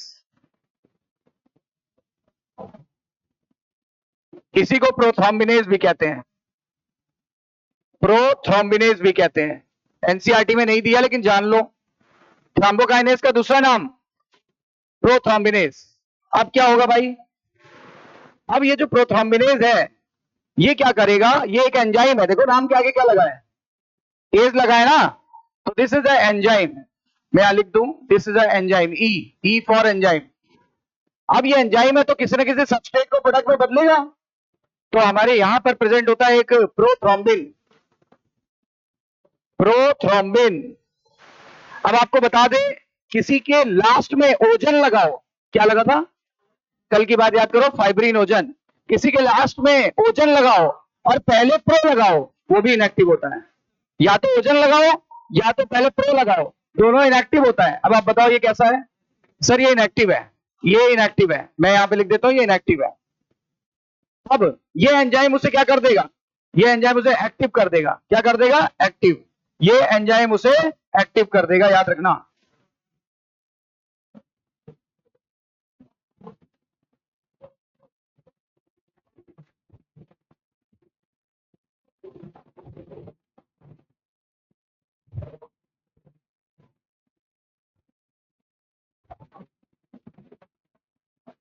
यहां लिख देते हैं, हो अंदर ही रहा है, लेकिन मैं थोड़ा सा स्पेस कंप्रोमाइज ले यहां लिख देता हूं। प्रोथ्रोम्बिन ब्लड के अंदर ही है। सर प्रो लगा हुआ है तो हम ये मान लें कि इनएक्टिव है, बिल्कुल मानिए। या तो ओजन लगाओ या तो ये लगाओ। अच्छा, प्रोथ्रोम्बिन पे जब ये एंजाइम काम करेगा तो ये इसको कन्वर्ट कर देगा थ्रोम्बिन में, ये इसको कन्वर्ट कर देगा थ्रोम्बिन में। और थ्रोम्बिन जो होता है ये जो है ये एक्टिव हो गया। बताओ पहले कैसा था? सर ये इनएक्टिव था, अब कैसा हो गया? एक्टिव। एक्टिव होगा तो दूसरे काम करेगा। अब ये भी एक एंजाइम की तरह बिहेव करता है। ये क्या करेगा? ये फाइब्रिनोजन होता है अंदर, याद करो, फाइब्रिनोजन कल पढ़ाया था। अच्छा, ओजन लगा है सर, क्या करें? इनएक्टिव है, ये इनएक्टिव है। अब ये इसे बदल देगा, ये भी एक एंजाइम की तरह बिहेव करता है, एंजाइम की तरह बिहेव करता है। यहां पर भी कैल्शियम आयन की आवश्यकता होगी। देखो पहले स्टेप में भी, दूसरे स्टेप में भी, तीसरे स्टेप में कैल्शियम आयन की आवश्यकता नहीं होती है या बहुत कम होती है तो लिखा नहीं जाता है। अच्छा, अब आगे ये जो फाइब्रिनोजन है ये क्या करेगा? ये जहां चोट लगी है वहां ये पहले कन्वर्ट हो जाएगा किसमें? फाइब्रिन में। फाइब्रिन कैसा है? एक्टिव। फाइब्रिन कैसा है? एक्टिव। अच्छा, चोट के स्थान पे मान लिया यहां चोट लगी है तो ये फाइब्रिन का जाल बन गया, ऐसे ऐसे, ठीक। और बीच बीच में जो डैमेज्ड ब्लड सेल थी, जो डैमेज ब्लड सेल थी, डेड ब्लड सेल थी, वो यहां पे फंस गई। जो डेड ब्लड सेल थी वो फंस गई। अब बताओ क्या लग रहा है? पूरा रास्ता ब्लॉक हो गया, पूरा रास्ता ब्लॉक हो गया। ये देखो, ये है डेड, डैमेज्ड, डेड टिश्यू लिख दे, डैमेज्ड डेड ब्लड सेल। कौन सी cell? Blood cell. Damaged dead blood cell, blood cells plus platelets, ये। और ये क्या है? ये फाइब्रिन का जाल है। ये क्या है? फाइब्रिन का जाल। अब क्या बन गया? अब बन गया क्लॉट, क्लॉट बन गया, क्लॉट बन गया। क्लॉट को कोगुलम भी कहते हैं, एनसीईआरटी की लाइन है। कोगुलम यानी थक्का। आप लोग बोलते हो ब्लड का थक्का बन गया, थक्का बन गया, बस ब्लीडिंग रुक गई, ब्लीडिंग स्टॉप, ब्लीडिंग स्टॉप। कौन से आयन ने बहुत ज्यादा रोल प्ले किया? आप एक बार जरा शुरू से देख लो, खत्म हो गया आपका ये। सबसे पहले मैं आपको पढ़ा रहा था कि ब्लड जब भी निकलता है तो इस स्थान से मान लो निकला तो वहां पे क्या होता है? पहले टेम्परेरी जुगाड़ किया जाता है। पहले टेम्परेरी जुगाड़ के लिए क्या होता है? प्लेटलेट्स दनादन आते हैं और यहाँ पे चिपकने लगते दे आर स्टिकी या नॉन स्टिकी, इरेगुलर के रेगुलर, तो एक दूसरे में लॉक हो जाते हैं। एक दूसरे में देखो लॉक हो गए, स्टिकी है, इरेगुलर है, एक दूसरे में लॉक हो गए, ठीक है ना? देखो आराम से लॉक हो गए, लेकिन प्रेशर बहुत ज्यादा है, ज्यादा देर टिकेगा नहीं, ये टूट जाएगा। लेकिन ये जैसे ही ये प्राइमरी काम किया जाता है तुरंत at the same time permanent clotting करी जाती है। परमानेंट क्लॉटिंग जो होती है वो क्या होती है? वहां हेपेरिन को सबसे पहले इनएक्टिवेट किया गया और तुरंत जहां से, जैसे ये डैमेज टिश्यू है यहीं से निकलेगा थ्रोम्बोप्लास्टिन, और जो ये जो यहाँ के डैमेज, अरे जब ये टूट जाएंगे तो डैमेज हो जाएंगे, जब डैमेज हो जाएंगे तो मैंने लिख दिया डैमेज प्लेटलेट से निकलेगा प्लेटलेट वाला प्रोथ्रोम्बिन। दोनों प्रोथ्रोम्बिन कैल्शियम आयन की उपस्थिति में एक्टिवेट हो जाएंगे और बदल जाएंगे एक एंजाइम में, किसमें? थ्रोम्बोकाइनेज। थ्रोम्बोकाइनेज को प्रोथ्रोम्बिनेज भी बोलते हैं, क्यों? क्योंकि ये प्रोथ्रोम्बिन को थ्रोम्बिन में बदलेगा। बोलो, थ्रोम्बोकाइनेज का दूसरा नाम क्यों बोलते हैं प्रोथ्रोम्बिनेज? क्योंकि ये प्रोथ्रोम्बिन को थ्रोम्बिन में बदलेगा। कोई डाउट? अच्छा, अब क्या होगा? अब तीसरा स्टेप होगा। तीसरे स्टेप में क्या होगा? अब ये प्रोथ्रोम्बिन थ्रोम्बिन में बदल चुका है, इसमें भी कैल्शियम आयन की आवश्यकता होगी। ये भी एक एंजाइम की तरह काम करता है, भले ही नाम में एज नहीं लगा है लेकिन ये एक एंजाइम है। अब ये एंजाइम फाइब्रिनोजन जो कि इनएक्टिव अवस्था में था उसको फाइब्रिन में बदल देता है। अब फाइब्रिन एक जाल है, जाल पूरा बुन गया, जाल बुन गया पूरा, जाल के बीच में जो डेड डैमेज सेल है और प्लेटलेट से फंस गए, सूख गया, थक्का जम गया, ब्लीडिंग स्टॉप। बोलो क्लियर? पहले एनसीईआरटी पढ़ लें फिर आप नोट करो। कह रहा है जानते हो कि अगर आप अपने फिंगर को जरा सा भी कट कर दो या अपने आप को हर्ट कर लो कहीं भी, यानी ब्लीड से काट दो, तो क्या लिखा है? You would be does not continue to bleed, लगातार ब्लीडिंग नहीं होगी लंबे समय तक, ब्लड स्टॉप हो जाएगा कुछ समय बाद। Do you know why? कैसे? ब्लड एग्जिबिट कोगुलेशन और क्लॉटिंग, ब्लड का हो जाएगा कोगुलेशन या क्लॉटिंग, ठीक है, इन रिस्पॉन्स टू इंजरी और ट्रॉमा। इंजरी का दूसरा नाम trauma. This is a mechanism to prevent the excessive loss of blood from the body, body से एक्सेसिव लॉस ऑफ ब्लड को रोकना है। अच्छा क्या कह रहा है, you would have observe a dark reddish brown colour का scum at the sight of cut या injury over a period of time. कह रहा है आपने ब्लड का लाल कलर का थक्का देखा होगा जहां पे चोट लगी है, ठीक है ना, वो कैसे बनता है, कह रहे वो बनता कैसे है? कह रहे ये कुछ और नहीं, क्लॉट या कोगुलम है, बोला था कोगुलम। क्लॉट का दूसरा नाम ये देखो, क्लॉट का दूसरा नाम coagulum, formed by network of, बताओ ये क्लॉट किसका बना था, network of fibrin in which dead and damaged formed element यानी ब्लड सेल, फॉर्म्ड एलिमेंट यानी ब्लड सेल प्लस प्लेटलेट्स, हमने इसलिए फॉर्म्ड एलिमेंट नहीं लिखाया, of the blood are trapped. बोलो कंफर्म है, छूटा कहीं कुछ, दिमाग से पता है, किताबों की लैंग्वेज से बाहर निकलो। मेरा यही टारगेट है कि आप लोगों को सबसे बेस्ट डिलीवर किया जाए, सबसे बेस्ट लेवल का डिलीवर किया जाए, काका दो में सबसे बेस्ट। वो क्यों, क्योंकि हम किताबों की लैंग्वेज को विजुलाइज कराते हैं। आप बताओ विजुलाइज करते हो ना तो ज्यादा समझ में आता है। अगर ऐसे रट रटे कितनी लाइनें रट लोगे, नहीं रट पाओगे, सही है ना। अब देखो फाइब्रिन कैसे बना था, फाइब्रिन इनएक्टिव था, कैसे किस रूप में था, फाइब्रिन ओजन, ओजन लगा हुआ है, कहां पे था, प्लाज्मा में, और इसको एक एंजाइम ने कन्वर्ट किया, ये देखते जाओ। कह रहा है फाइब्रिन का निर्माण, उल्टा चल रहा है, उल्टा, हम तो सीधा आए हैं, वो उल्टा चल रहा है। कह रहा है आपने थक्का देखा होगा, थक्के को क्लॉट या कोगुलम कहते हैं, इसमें जो जाल था वो फाइब्रिन का था। ये फाइब्रिन एक इनएक्टिव सब्सटेंस से बना था, इनएक्टिव सब्सटेंस का नाम था फाइब्रिनोजन। बोलो, लेकिन फाइब्रिनोजन को एक्टिव किसने किया था, एक एंजाइम ने, एंजाइम का नाम थ्रोम्बिन। पहले 3 लाइन पढ़ो, क्या कह रहा है, कह रहा है ये कहा गया, ये फाइब्रिन था, बताओ क्लॉट में किसका जाल था, वहीं पे डेड और डैमेज फॉर्म्ड एलिमेंट फंस गए थे ना। अच्छा कह रहा है कि फाइब्रिन का निर्माण हुआ था इसकी वजह से, फाइब्रिनोजन की वजह से, कहां पे, प्लाज्मा, और इसको एक एंजाइम ने बदला था, एंजाइम का नाम यानी thrombin converts the fibrinogen into fibrin. चलो आगे चलते हैं। कह रहा है लेकिन जो थ्रोम्बिन बना था वो कैसे बना, वो कह रहा है कि thrombin in turn form from the another inactive substance present in plasma called as prothrombin. कह रहा है ये जो थ्रोम्बिन बना था ये एक इनएक्टिव सब्सटेंस से बना था, उस इनएक्टिव सब्सटेंस का नाम क्या था, प्रोथ्रोम्बिन, देख लो। और कह रहा है एक एंजाइम का कॉम्प्लेक्स था, नाम है थ्रोम्बोकाइनेज, वो उसकी जरूरत पड़ी किसके लिए, अबव रिएक्शन के लिए, मतलब ये वाला, इस रिएक्शन के लिए, इस रिएक्शन के लिए देखो, इस रिएक्शन को चलाने के लिए, प्रोथ्रोम्बिन को थ्रोम्बिन में बदलने के लिए हमको एक एंजाइम की जरूरत पड़ी, एंजाइम का नाम है थ्रोम्बोकाइनेज, दूसरा नाम मैंने बता दिया, प्रोथ्रोम्बिनेज। प्रोथ्रोम्बिन पर काम करने वाला एंजाइम, अरे प्रोथ्रोम्बिन पर काम करने वाला प्रोथ्रोम्बिनेज, ठीक है। ये देखो एक एंजाइम की जरूरत थी, नाम था थ्रोम्बोकाइनेज, दूसरा नाम मैंने बता दिया।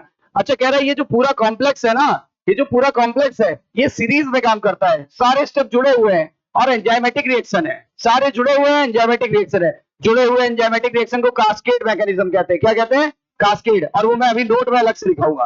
कास्केड मैकेनिज्म कहते हैं या कास्केड प्रोसेस कहते हैं। इसमें बहुत सारे फैक्टर इन्वॉल्व होते हैं जो प्लाज्मा में उपस्थित होते हैं, लेकिन पहले कैसे थे इनएक्टिव, अब सारे कैसे हो जाएंगे एक्टिव।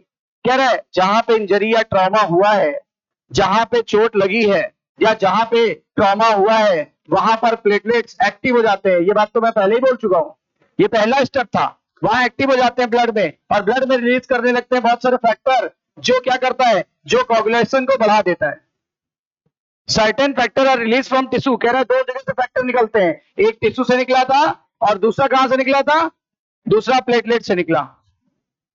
तो कुछ प्लेटलेट से निकले, कुछ टिश्यू से निकले, और कह रहा है इस तरह से इन्होंने पूरी कोगुलेशन की प्रोसेस को स्टार्ट कर दिया। कौन सा आयन बहुत इंपॉर्टेंट भूमिका निभा रहा था, कौन सा आयन बहुत इंपॉर्टेंट भूमिका, कैल्शियम आयन।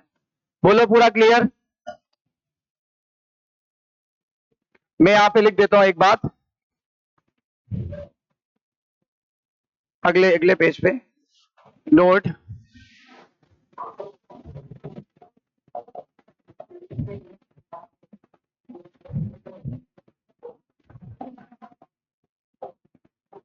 पूरी प्रोसेस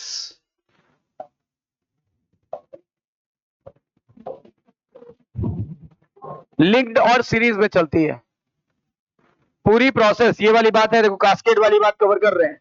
पूरी process series of link enzymatic reaction से चलती है। पूरी प्रोसेस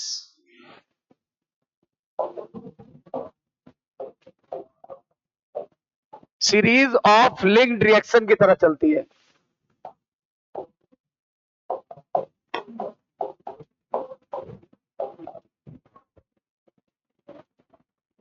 पूरी process series of link reaction की तरह चलती है जिसमें एंजाइम का यूज होता है कि नहीं होता है?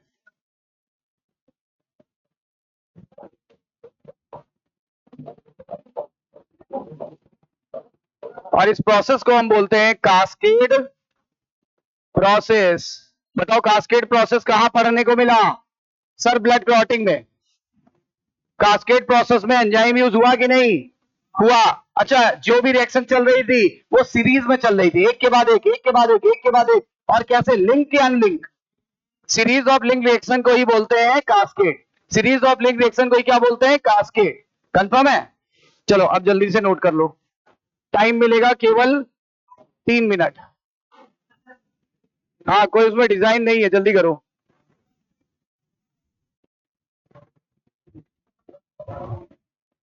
बस रिएक्शन ही तो लिखनी है, वहां कौन सा तीर मारना है।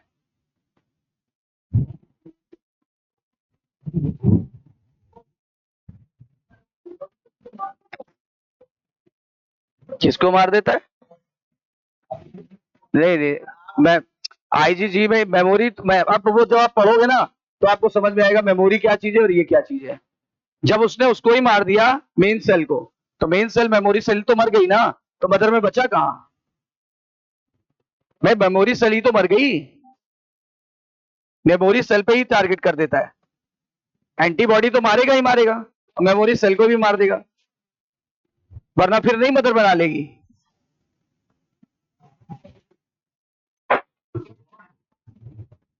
क्यों गुस्सा हो रहा है भाई?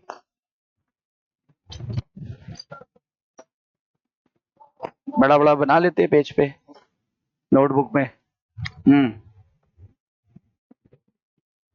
ये इसका मतलब होता है क्या? कहीं पे कोई चीज इकट्ठा होना, इसका मतलब जमा होना। लाल कलर का, ब्राउन कलर का वो चीजें जमा हो जाती है ना एक जगह, उसको थक्का बोलते हैं।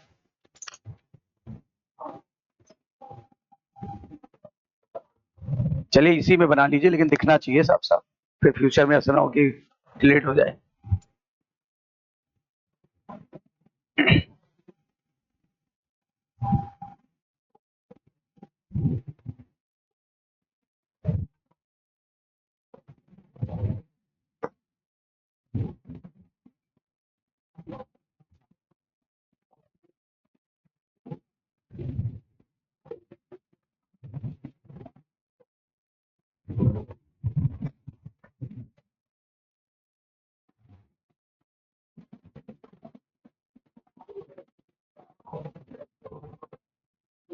ऊपर कुछ था ही नहीं, सब नीचे है। अरे यहां तक पहुंचो तो पहले, दिख नहीं रहा है पीछे से।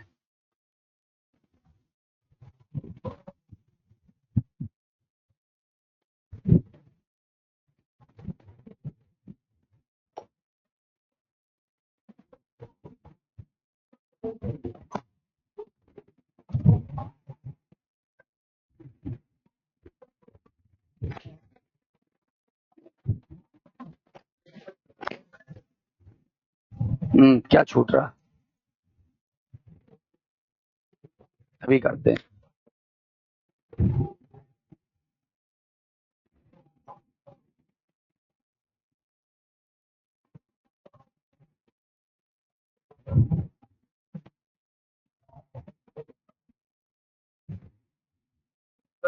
हम्म अभी पूछिएगा क्लास के बाद।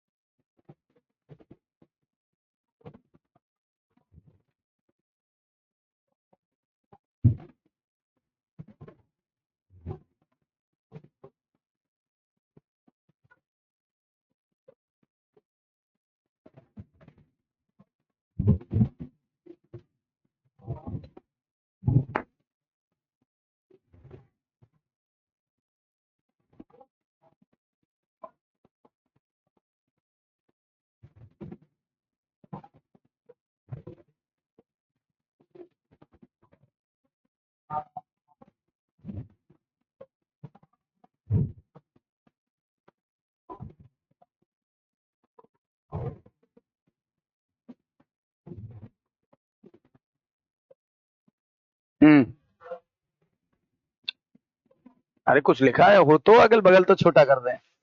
केवल प्रोथाम्बिन लिखा हुआ है, इनएक्टिव लिखा हुआ है।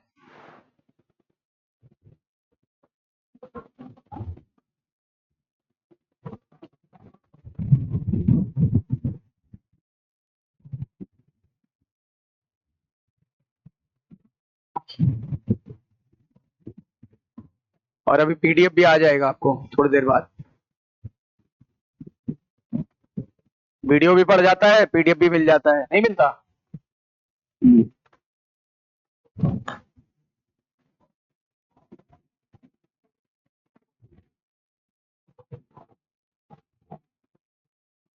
इधर लिख लिया हो तो मैं राइट लूं थोड़ा। ये तो लिख लिया होगा इधर, प्रोथाम्बिन लिख लिया कि नहीं लिखा?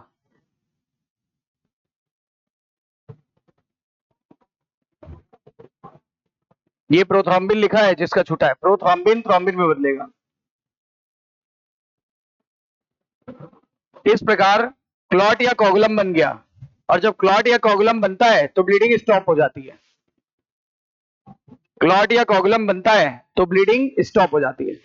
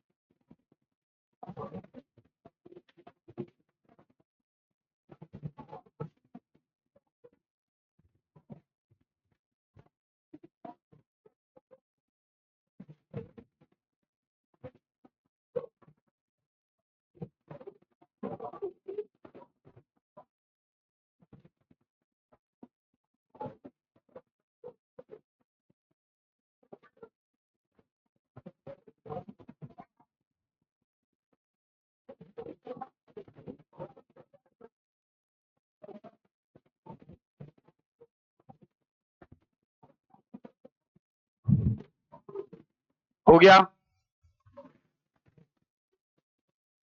बढ़े आगे।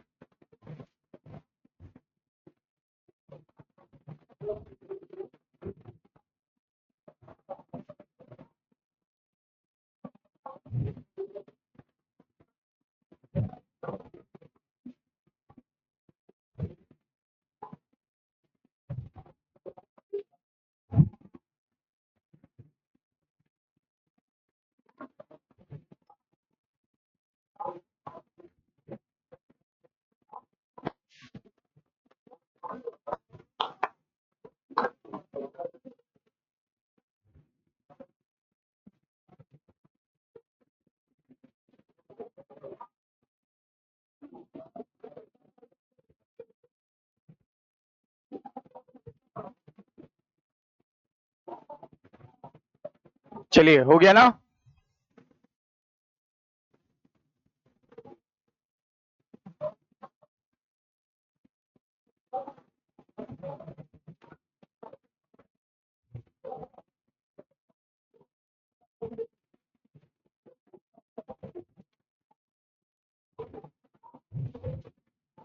चलो,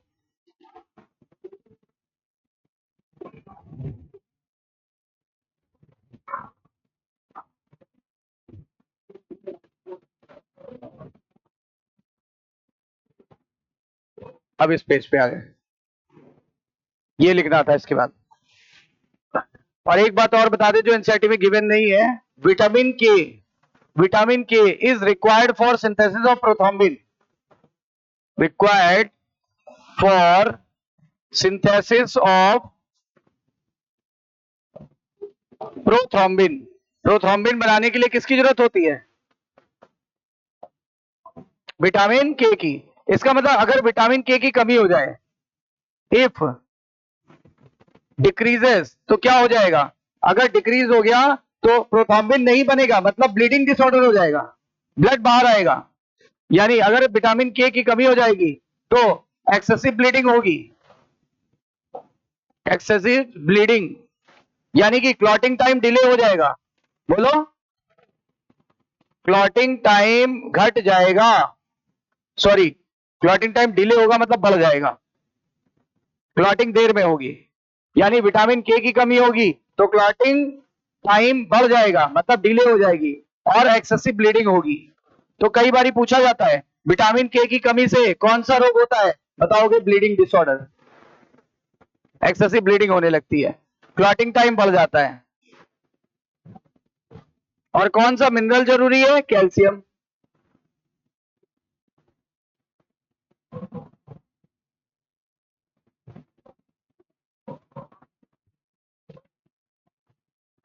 तो पूरी process series of link reaction की तरह चलती है जिसमें एंजाइम का यूज होता है, और बता दिया आपको इसको बोलेंगे कास्केड प्रोसेस।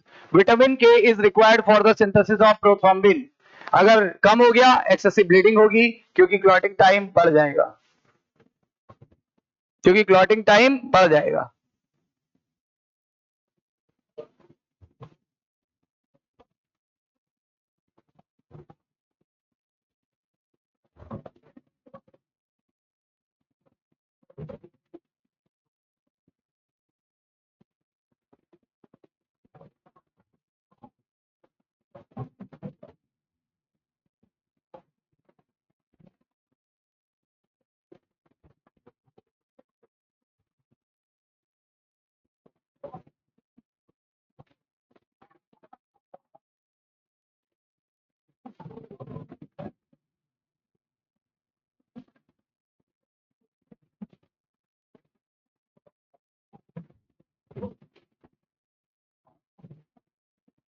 अब आगे बढ़ते हैं, अगला टॉपिक है लिम्फ। अगला टॉपिक है लिम्फ। ये लिम्फ, लिम्फ को ही टिश्यू फ्लूइड बोला है इन्होंने, जबकि दोनों अलग अलग चीजें हैं। लिम्फ को टिश्यू फ्लूइड बोला है, मैं केवल लिम्फ हेडिंग डालूंगा। लिम्फ हिंदी में बोलते हैं लसिका।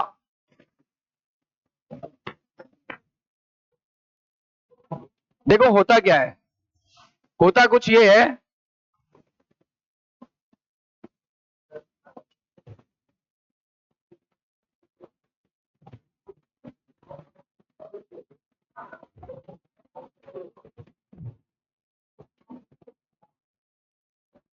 हार्ट से कुछ ब्लड वेसल निकल करके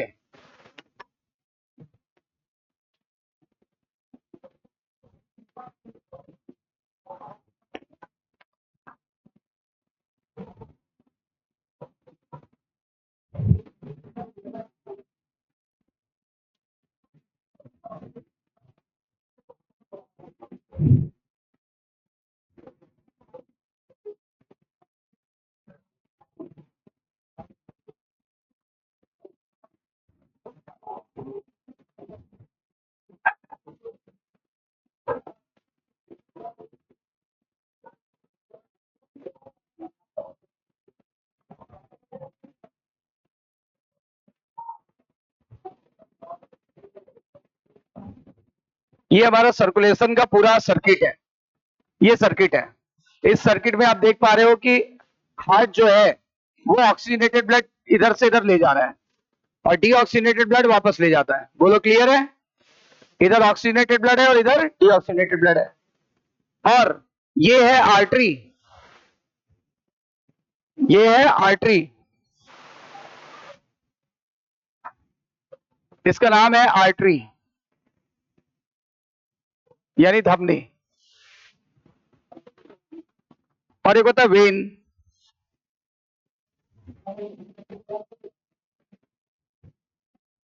यानी सिरा। आर्टरी और वेन के बीच में होती कैपिलरी। क्या होती है? कैपिलरी, ब्लड कैपिलरी यानी केशिकाएं, रक्त केशिकाएं, सुना है नाम? इनसे पतली ब्लड वेसल कोई नहीं होती है। ठीक है, ये संपर्क में रहती है किसके? सेल्स के या टिश्यू के। ये टिश्यूज के कांटेक्ट में रहती हैं।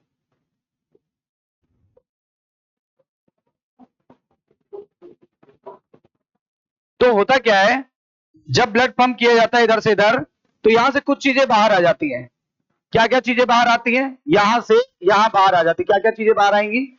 आउट। क्या क्या चीजें बाहर आएंगी? वाटर, वाटर बाहर आ जाएगा। और क्या होता है? Small water soluble substance, small water soluble substance. ठीक है ना? ये सारे आ जाते हैं। और मिनरल, ये सब चीजें बाहर आ जाती हैं, मिनरल्स एसेट्रा ये बाहर आ जाते हैं। ठीक है, देखो क्या लिख रहा है, blood passes through the capillary. जब ब्लड पास होता है कैपिलरी से, तो जब टिश्यू के संपर्क में रहता है तो कुछ पानी बाहर आ गया, वही मैं दिखा रहा था ना, पानी बाहर आ गया। और क्या हुआ? स्मॉल वाटर सोल्यूबल सब्सटेंस बाहर आ गए। और यहां मिनरल नहीं लिखा है, मिनरल भी बाहर आ गया। Move out into the space, ये एक स्पेस में आ गया जो जो सेल ऑफ द टिश्यू के बीच में प्रेजेंट था। ये देखो, ये इस स्पेस में आ गया, ये स्पेस में आ गया। बोलो, ये देखो, ये जो टिश्यू में जो सेल के बीच में खाली स्थान था वहां भर गया। ये देखो,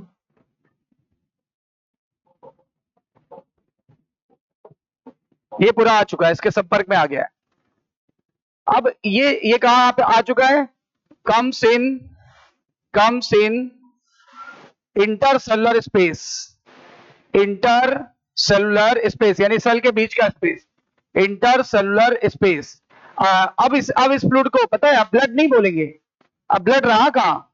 अच्छा, क्योंकि अच्छा अंदर क्या क्या छूट गया? अंदर सारे फॉर्म्ड एलिमेंट छूट गए, लार्ज प्रोटीन छूट गई। ठीक है ना? अंदर क्या छूट गया? अंदर फॉर्म्ड एलिमेंट छूट गए। फॉर्म्ड एलिमेंट मतलब आरबीसी, डब्ल्यूबीसी और प्लेटलेट। और क्या छूट गया? लार्ज प्रोटीन छूट गई, एक्सेट्रा, ये अंदर रह गई।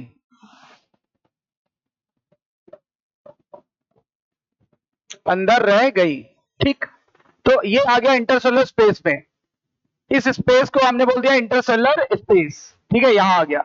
और इस लिक्विड को भी नाम नहीं दिया। अब इस लिक्विड को टिश्यू फ्लूइड बोलते हैं। क्या बोलते हैं? इंटरस्टिशियल फ्लूइड या टिश्यू फ्लूइड। इस फ्लूइड को जो बाहर आ गया, इस फ्लूइड को ये जो बाहर आया है, इस फ्लूइड को इंटरस्टिशियल फ्लूइड। अब चूंकि ये टिश्यू के कांटेक्ट में है तो एक और नाम दे सकते हैं, टिश्यू फ्लूइड कहते हैं। बताओ इस फ्लूइड को क्या कहने लगे? दो नाम देने लगे। खाली स्थान में है, सेल के बीच में के खाली स्थान में है, इसलिए बोलने लगे इंटरसेलुलर फ्लूइड। या फिर टिश्यू के बीच में है इसलिए नाम बोलने लगे टिश्यू फ्लूइड। ये टिश्यू फ्लूइड बन गया। टिश्यू फ्लूइड का जो मिनरल कंपोजिशन है वो प्लाज्मा के कंपोजिशन के समान होता है। टिश्यू फ्लूइड का मिनरल कंपोजिशन प्लाज्मा के कंपोजिशन के समान है। मतलब जितने मिनरल यहां है उतने ही मिनरल यहां भी थे प्लाज्मा में। इसका जो मिनरल कंपोजिशन होता है वो किसके समान होता है? इसमें जो मिनरल होता है, mineral is similar to plasma. इसमें जो मिनरल होते हैं बिल्कुल प्लाज्मा जितने होते हैं। इंपॉर्टेंट बात है, कि मिनरल कितने होते हैं तो बताना, जस्ट प्लाज्मा के बराबर होते हैं। अब अच्छा, अगर ये लिक्विड यहां से बाहर आता रहा तो यहां इकट्ठा हो जाएगा और टिश्यू में सूजन आ जाएगी। बोलो, टिश्यू में क्या आ जाएगी? सूजन आ जाएगी। और अगर सूजन आ गई, इन्फ्लेमेशन हो जाएगा, इन्फेक्शन हो जाएगा, प्रॉब्लम क्रिएट हो जाएगी। इसीलिए डिसीजन लिया गया कि तुम लाओ और हम ले जाते हैं। अब कौन ले जाता है देखते हैं, कौन ले जाता है देखते हैं। यहां से शुरुआत होती है एक छोटे से कैपिलरी की, जिसका एक सिरा बंद होगा, दूसरा सिरा खुल जाता है। ये यहां से शुरुआत होती है एक छोटे से कैपिलरी की, फिर ये और थोड़ी मोटे कैपिलरी में, मोटे वेसल्स में चली जाती है। ठीक है, फिर और मोटे वेसल्स में चली जाती है, और फाइनली वो आ करके यहां पे खुल जाती है। कहां खुल जाती है? ये किसमें खुली? आर्टरी में कि वेन में? है ना, यहां खुल जाती है। तो इसका नाम पड़ता है लिम्फ कैपिलरी। इसका नाम है लिम्फ कैपिलरी।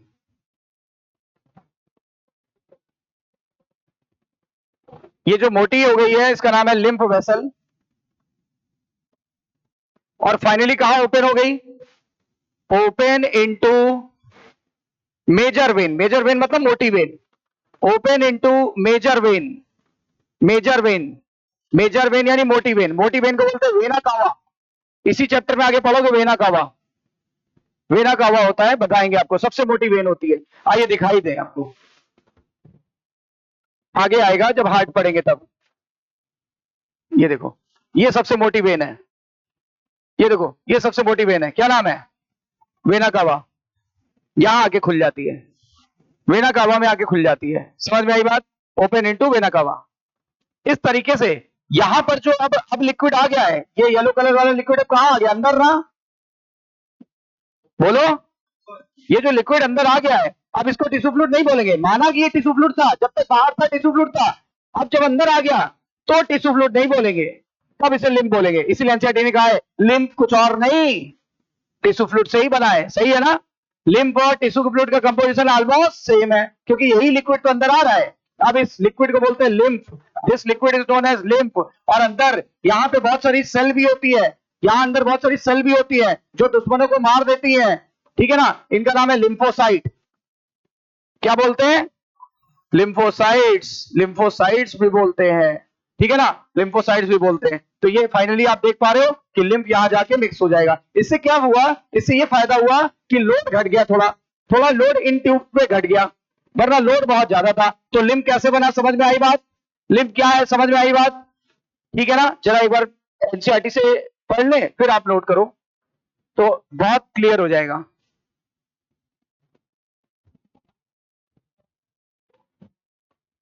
क्या बोला है? लिम्फ भी टिश्यू फ्लूइड है, कोई दिक्कत नहीं। अब हमें समझ आ गया कि लिम्फ टिश्यू फ्लूइड जब लिम्फ वेसल में आ जाती है तो उसका नाम बदल जाता है, उस तरल को बोलने लगते हैं लिम्फ।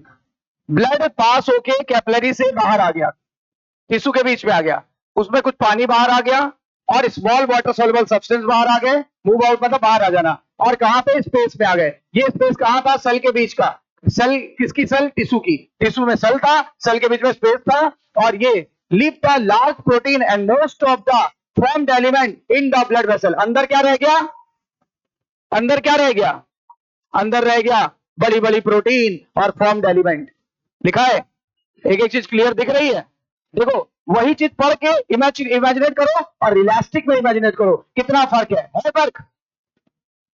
फिर आगे बोला गया this fluid released out is called as interstitial fluid, क्योंकि स्पेस का नाम था इंटरस्टिशियल स्पेस, तो फ्लूइड का नाम पड़ा इंटरस्टिशियल फ्लूइड। और चूंकि टिश्यू के कांटेक्ट में था तो नाम क्या पड़ा? Tissue fluid. नाम क्या पड़ा? Tissue fluid. It has the same mineral distribution as in plasma. कह रहा है इसमें मिनरल उतना ही था, इसमें मिनरल उतना ही था जितना कहां पे था? बताओ, छूटा कुछ? नहीं। अब देखो, इमेजिनेशन और हो गया। फिर कह रहा है exchange of nutrient gases etcetera इन्हीं के बीच होता है, इन्हीं के बीच में एक्सचेंज होता है, सेल के बीच में और टिश्यू फ्लूइड के बीच में। ठीक है ना? ये मैं यहां पे अभी अलग से आपको बताऊंगा कि एक्सचेंज इन्हीं के बीच होता है। कचरा यहां वापस डाल दिया जाएगा। देखो, यहां से यहां बाहर तो ये आ गया, और ये यहां से जो कचरा था ना, कचरा वो यहां डाल दिया गया इन ट्यूब में कि तुम जा रहे हो तो लेते जाओ। सही है ना? यहां पर क्या डाल दिया गया? वेस्ट मटेरियल डाल दिया गया। यहां से जो वेस्ट था ना वो इनमें चला गया अंदर, यहां वेस्ट आ गया। अभी लिख देंगे, ऐसे थ्योरी में कवर होगा। अब देखो, इलैबोरेट नेटवर्क ऑफ वेसल। कह रहा है एक लंबी सी फैली हुई एक वेसल निकली, एक लंबी फैला हुआ एक जाल निकला। हमने तो एक ही दिखाया है, पूरा जाल होता है, ऐसे ऐसे पीछा होता है पूरा जाल, है ना? एक बहुत बड़ा जाल दिखता है यहाँ पे। Elaborate network of vessels. Vessels यानी कि पाइपलाइन निकली, एक काफी फैली हुई थी, पूरा जाल बिछा था। उसे क्या बोलने लगे? Lymphatic system collects this fluid and drain it back to the major vein। कह रहा है इसने वहां से उठाया और मेजर वेन यानी वेना कावा में डाल दिया। This fluid represent the lymphatic system is called as lymph। बोल रहे हैं जो लिक्विड अंदर आ गया उसका नाम अब टिश्यू फ्लूइड नहीं है, अब वो लिम्फ है। लिम्फ कलरलेस होता है, क्यों सर? क्योंकि ना तो उसमें आरबीसी है, ना डब्ल्यूबीसी है, ना कुछ है। बोलो, इसलिए कलरलेस है। और अभी ये बातें, कुछ बातें लिखाऊंगा अलग से। कलरलेस है, इसके अंदर लिम्फोसाइट होता है, ये हमें दिखा था। और लिम्फोसाइट ही इम्यून रिस्पॉन्स प्रोड्यूस करता है, ऐसा हम जानते हैं। बताओ, टी और B lymphocyte immune response produce करते थे कि नहीं करते थे? करते थे, दुश्मनों को मारते थे। और लिम्फ जो होता है also an important carrier for nutrient, hormone etcetera. यानी ये लिम्फ क्या करता है? न्यूट्रिएंट और हार्मोन को पहुंचाने का भी काम करता है। ठीक है ना? ये भी काम करता है। अभी हम अभी रोल बताया कहाँ है? अभी तो लिम्फेटिक सिस्टम बताया है। नोट करिए पहले इतना।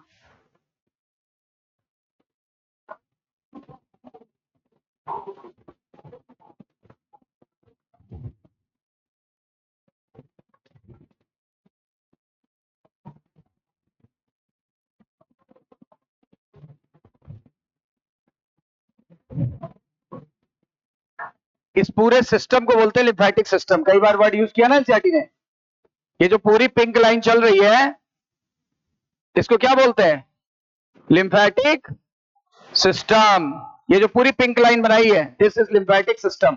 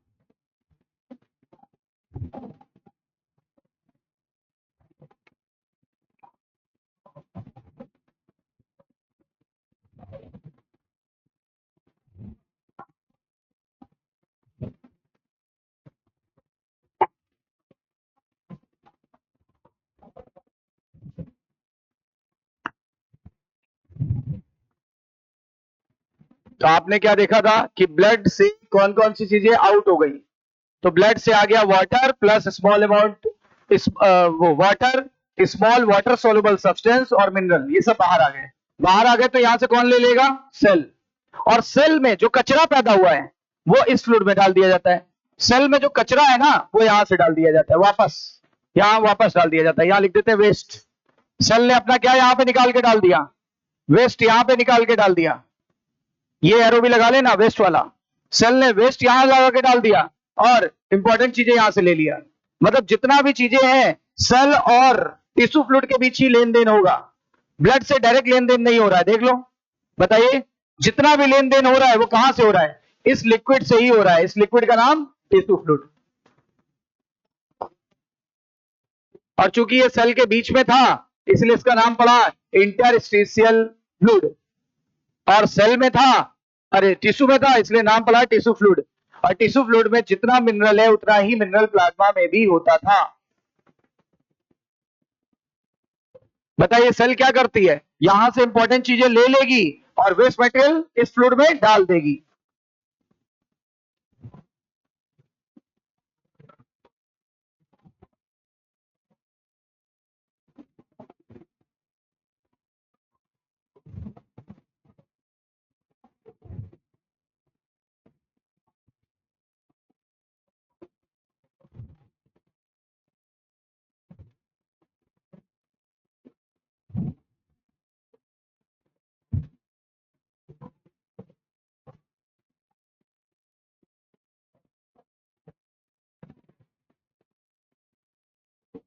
टिश्यू फ्लूइड का मिनरल कंपोजिशन प्लाज्मा के समान होता है।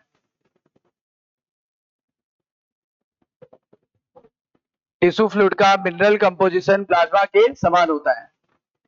अच्छा, ये जो पिंक वाला पूरा सिस्टम है, ये क्या है? पिंक वाला पूरा सिस्टम है, ये क्या है? हाँ, बिल्कुल सही।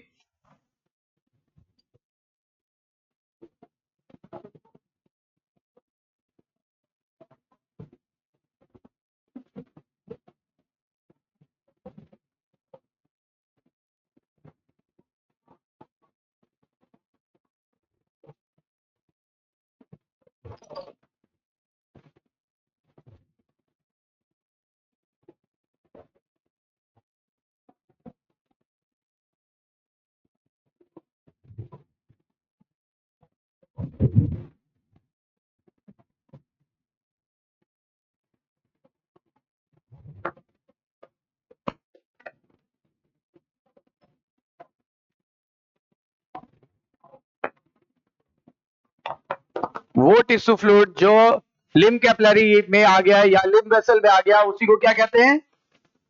लिम्फ। देखो, वो टिश्यू फ्लूइड जो इस पाइपलाइन में आ गया उसे क्या बोलते हैं? लिम्फ। लिम्फ के साथ साथ यहां पर होता है एक स्पेशल टाइप की सेल, नाम है लिम्फोसाइट। लिम्फोसाइट इम्यून रिस्पॉन्स करती है, ऐसा हमको पता है। पता है नहीं पता है? लिम्फोसाइट्स का काम लिखाया था नहीं लिखाया था? ये करती है इम्यून रिस्पॉन्स, ये करती है इम्यून रिस्पॉन्स, आपको पता है?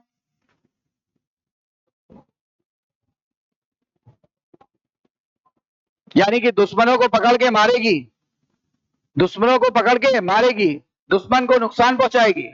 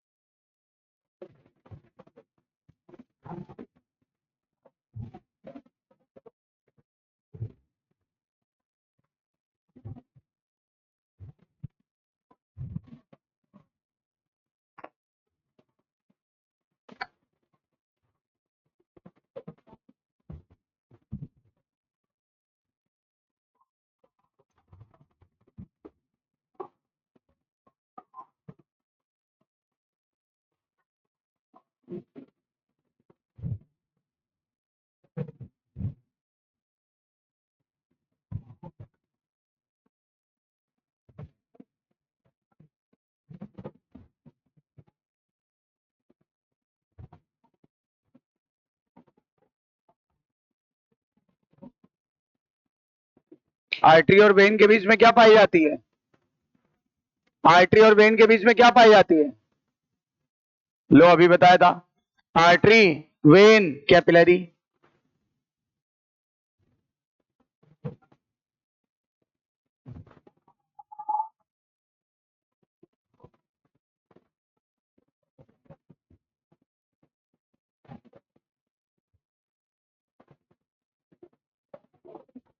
हो गया?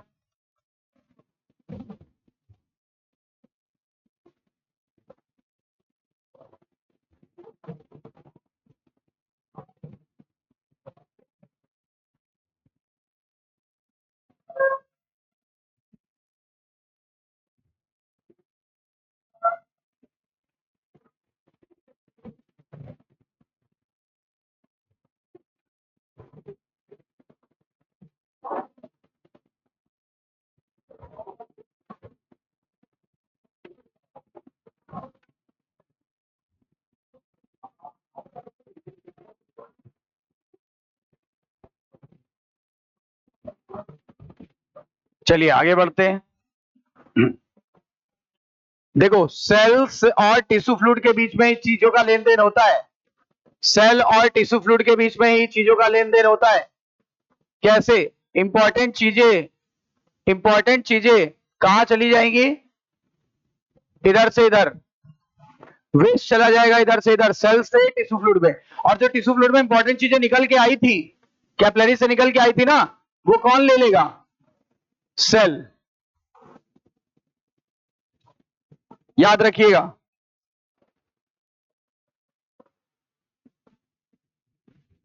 ये बड़ी इंपॉर्टेंट बात थी। अच्छा, लिम्फ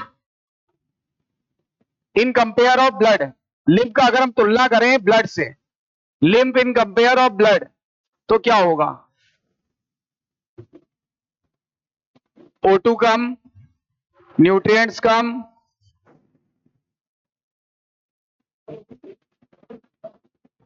वेस्ट ज्यादा, आरबीसी होगा ही नहीं, और डब्ल्यूबीसी होता है। क्यों? याद करो, डब्ल्यूबीसी तो लिम्फोसाइट को बोल रहे हैं ना।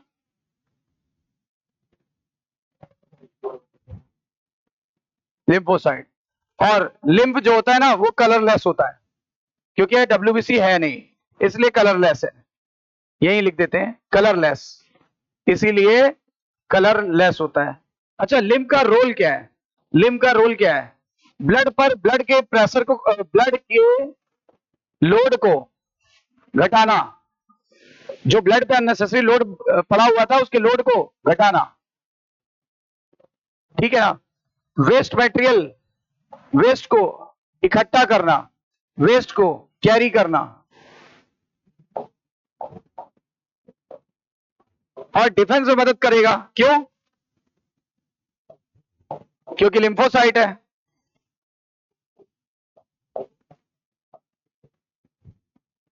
और ये वाली लाइन देखो एनसीईआरटी ने क्या लिखी है, न्यूट्रिएंट्स और ये कैरियर फॉर न्यूट्रिएंट्स और हार्मोन, न्यूट्रिएंट्स और हार्मोन को भी ले जाएगा। Carries nutrients oblique hormones, comma hormones etcetera. और आखिरी और सबसे इंपॉर्टेंट बात, इंटेस्टाइन की, हमारी जो हाथ होती ना, हाथ की, हमारी इंटेस्टाइन की लिम्फ कैपिलरी में फैट स्टोर होता है।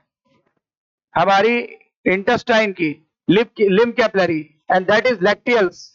इंटेस्टाइन की लिम्फ कैपिलरी को क्या बोलते हैं? लैक्टियल्स। इंटेस्टाइन की लिम्फ कैपिलरी लैक्टियल्स में फैट स्टोर होता है, फैट स्टोरेज करती है। तो लिम्फ के काम भी पता चल गए।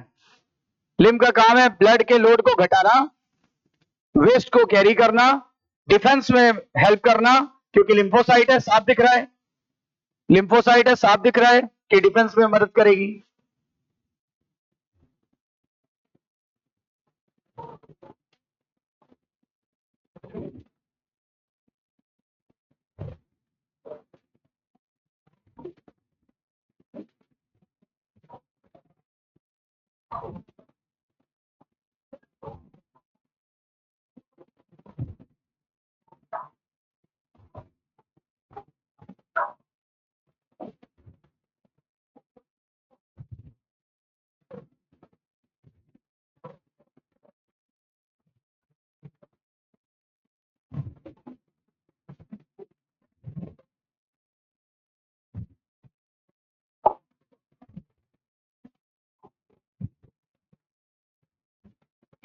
तो सेल और टिश्यू फ्लूइड्स के बीच में ही सारी चीजों का लेन देन होता है। एनसीईआरटी ने ऐसे कहा था, हमें दिख गया साफ कि वेस्ट मटेरियल सेल से निकल के टिश्यू फ्लूइड में चला जाएगा, और टिश्यू फ्लूइड से इंपॉर्टेंट चीजें निकल करके, ठीक है ना, इंपॉर्टेंट चीजें निकल करके कहां चली जाएंगी? सेल में। लिम्फ का कंपेयर किया ब्लड से, तो O2 कम, न्यूट्रिएंट कम, वेस्ट ज्यादा, आरबीसी बिल्कुल नहीं होगा, WBC होगा, जिसका नाम है लिम्फोसाइट। अच्छा, यहाँ पे देखो ब्लड के लोड को घटा रहा है, वेस्ट को कैरी करता है, डिफेंस में हेल्प करेगा, और न्यूट्रिएंट और हार्मोन को भी ले जाएगा। इंटेस्टाइन की लिम्फ कैपिलरी को लैक्टियल्स कहते हैं, जिसमें फैट स्टोर हो जाएगा, जिसमें फैट स्टोर होता है। ये आखिरी लाइन है, देखो, fat are absorb through the lymph in the lacteals present in the intestinal villi, यानी इंटेस्टाइन में होती है, और लैक्टियल्स में ही फैट स्टोर होता है। तो आज के लिए अपना लेक्चर यहां तक होता है, कल फिर इसके आगे बढ़ेंगे।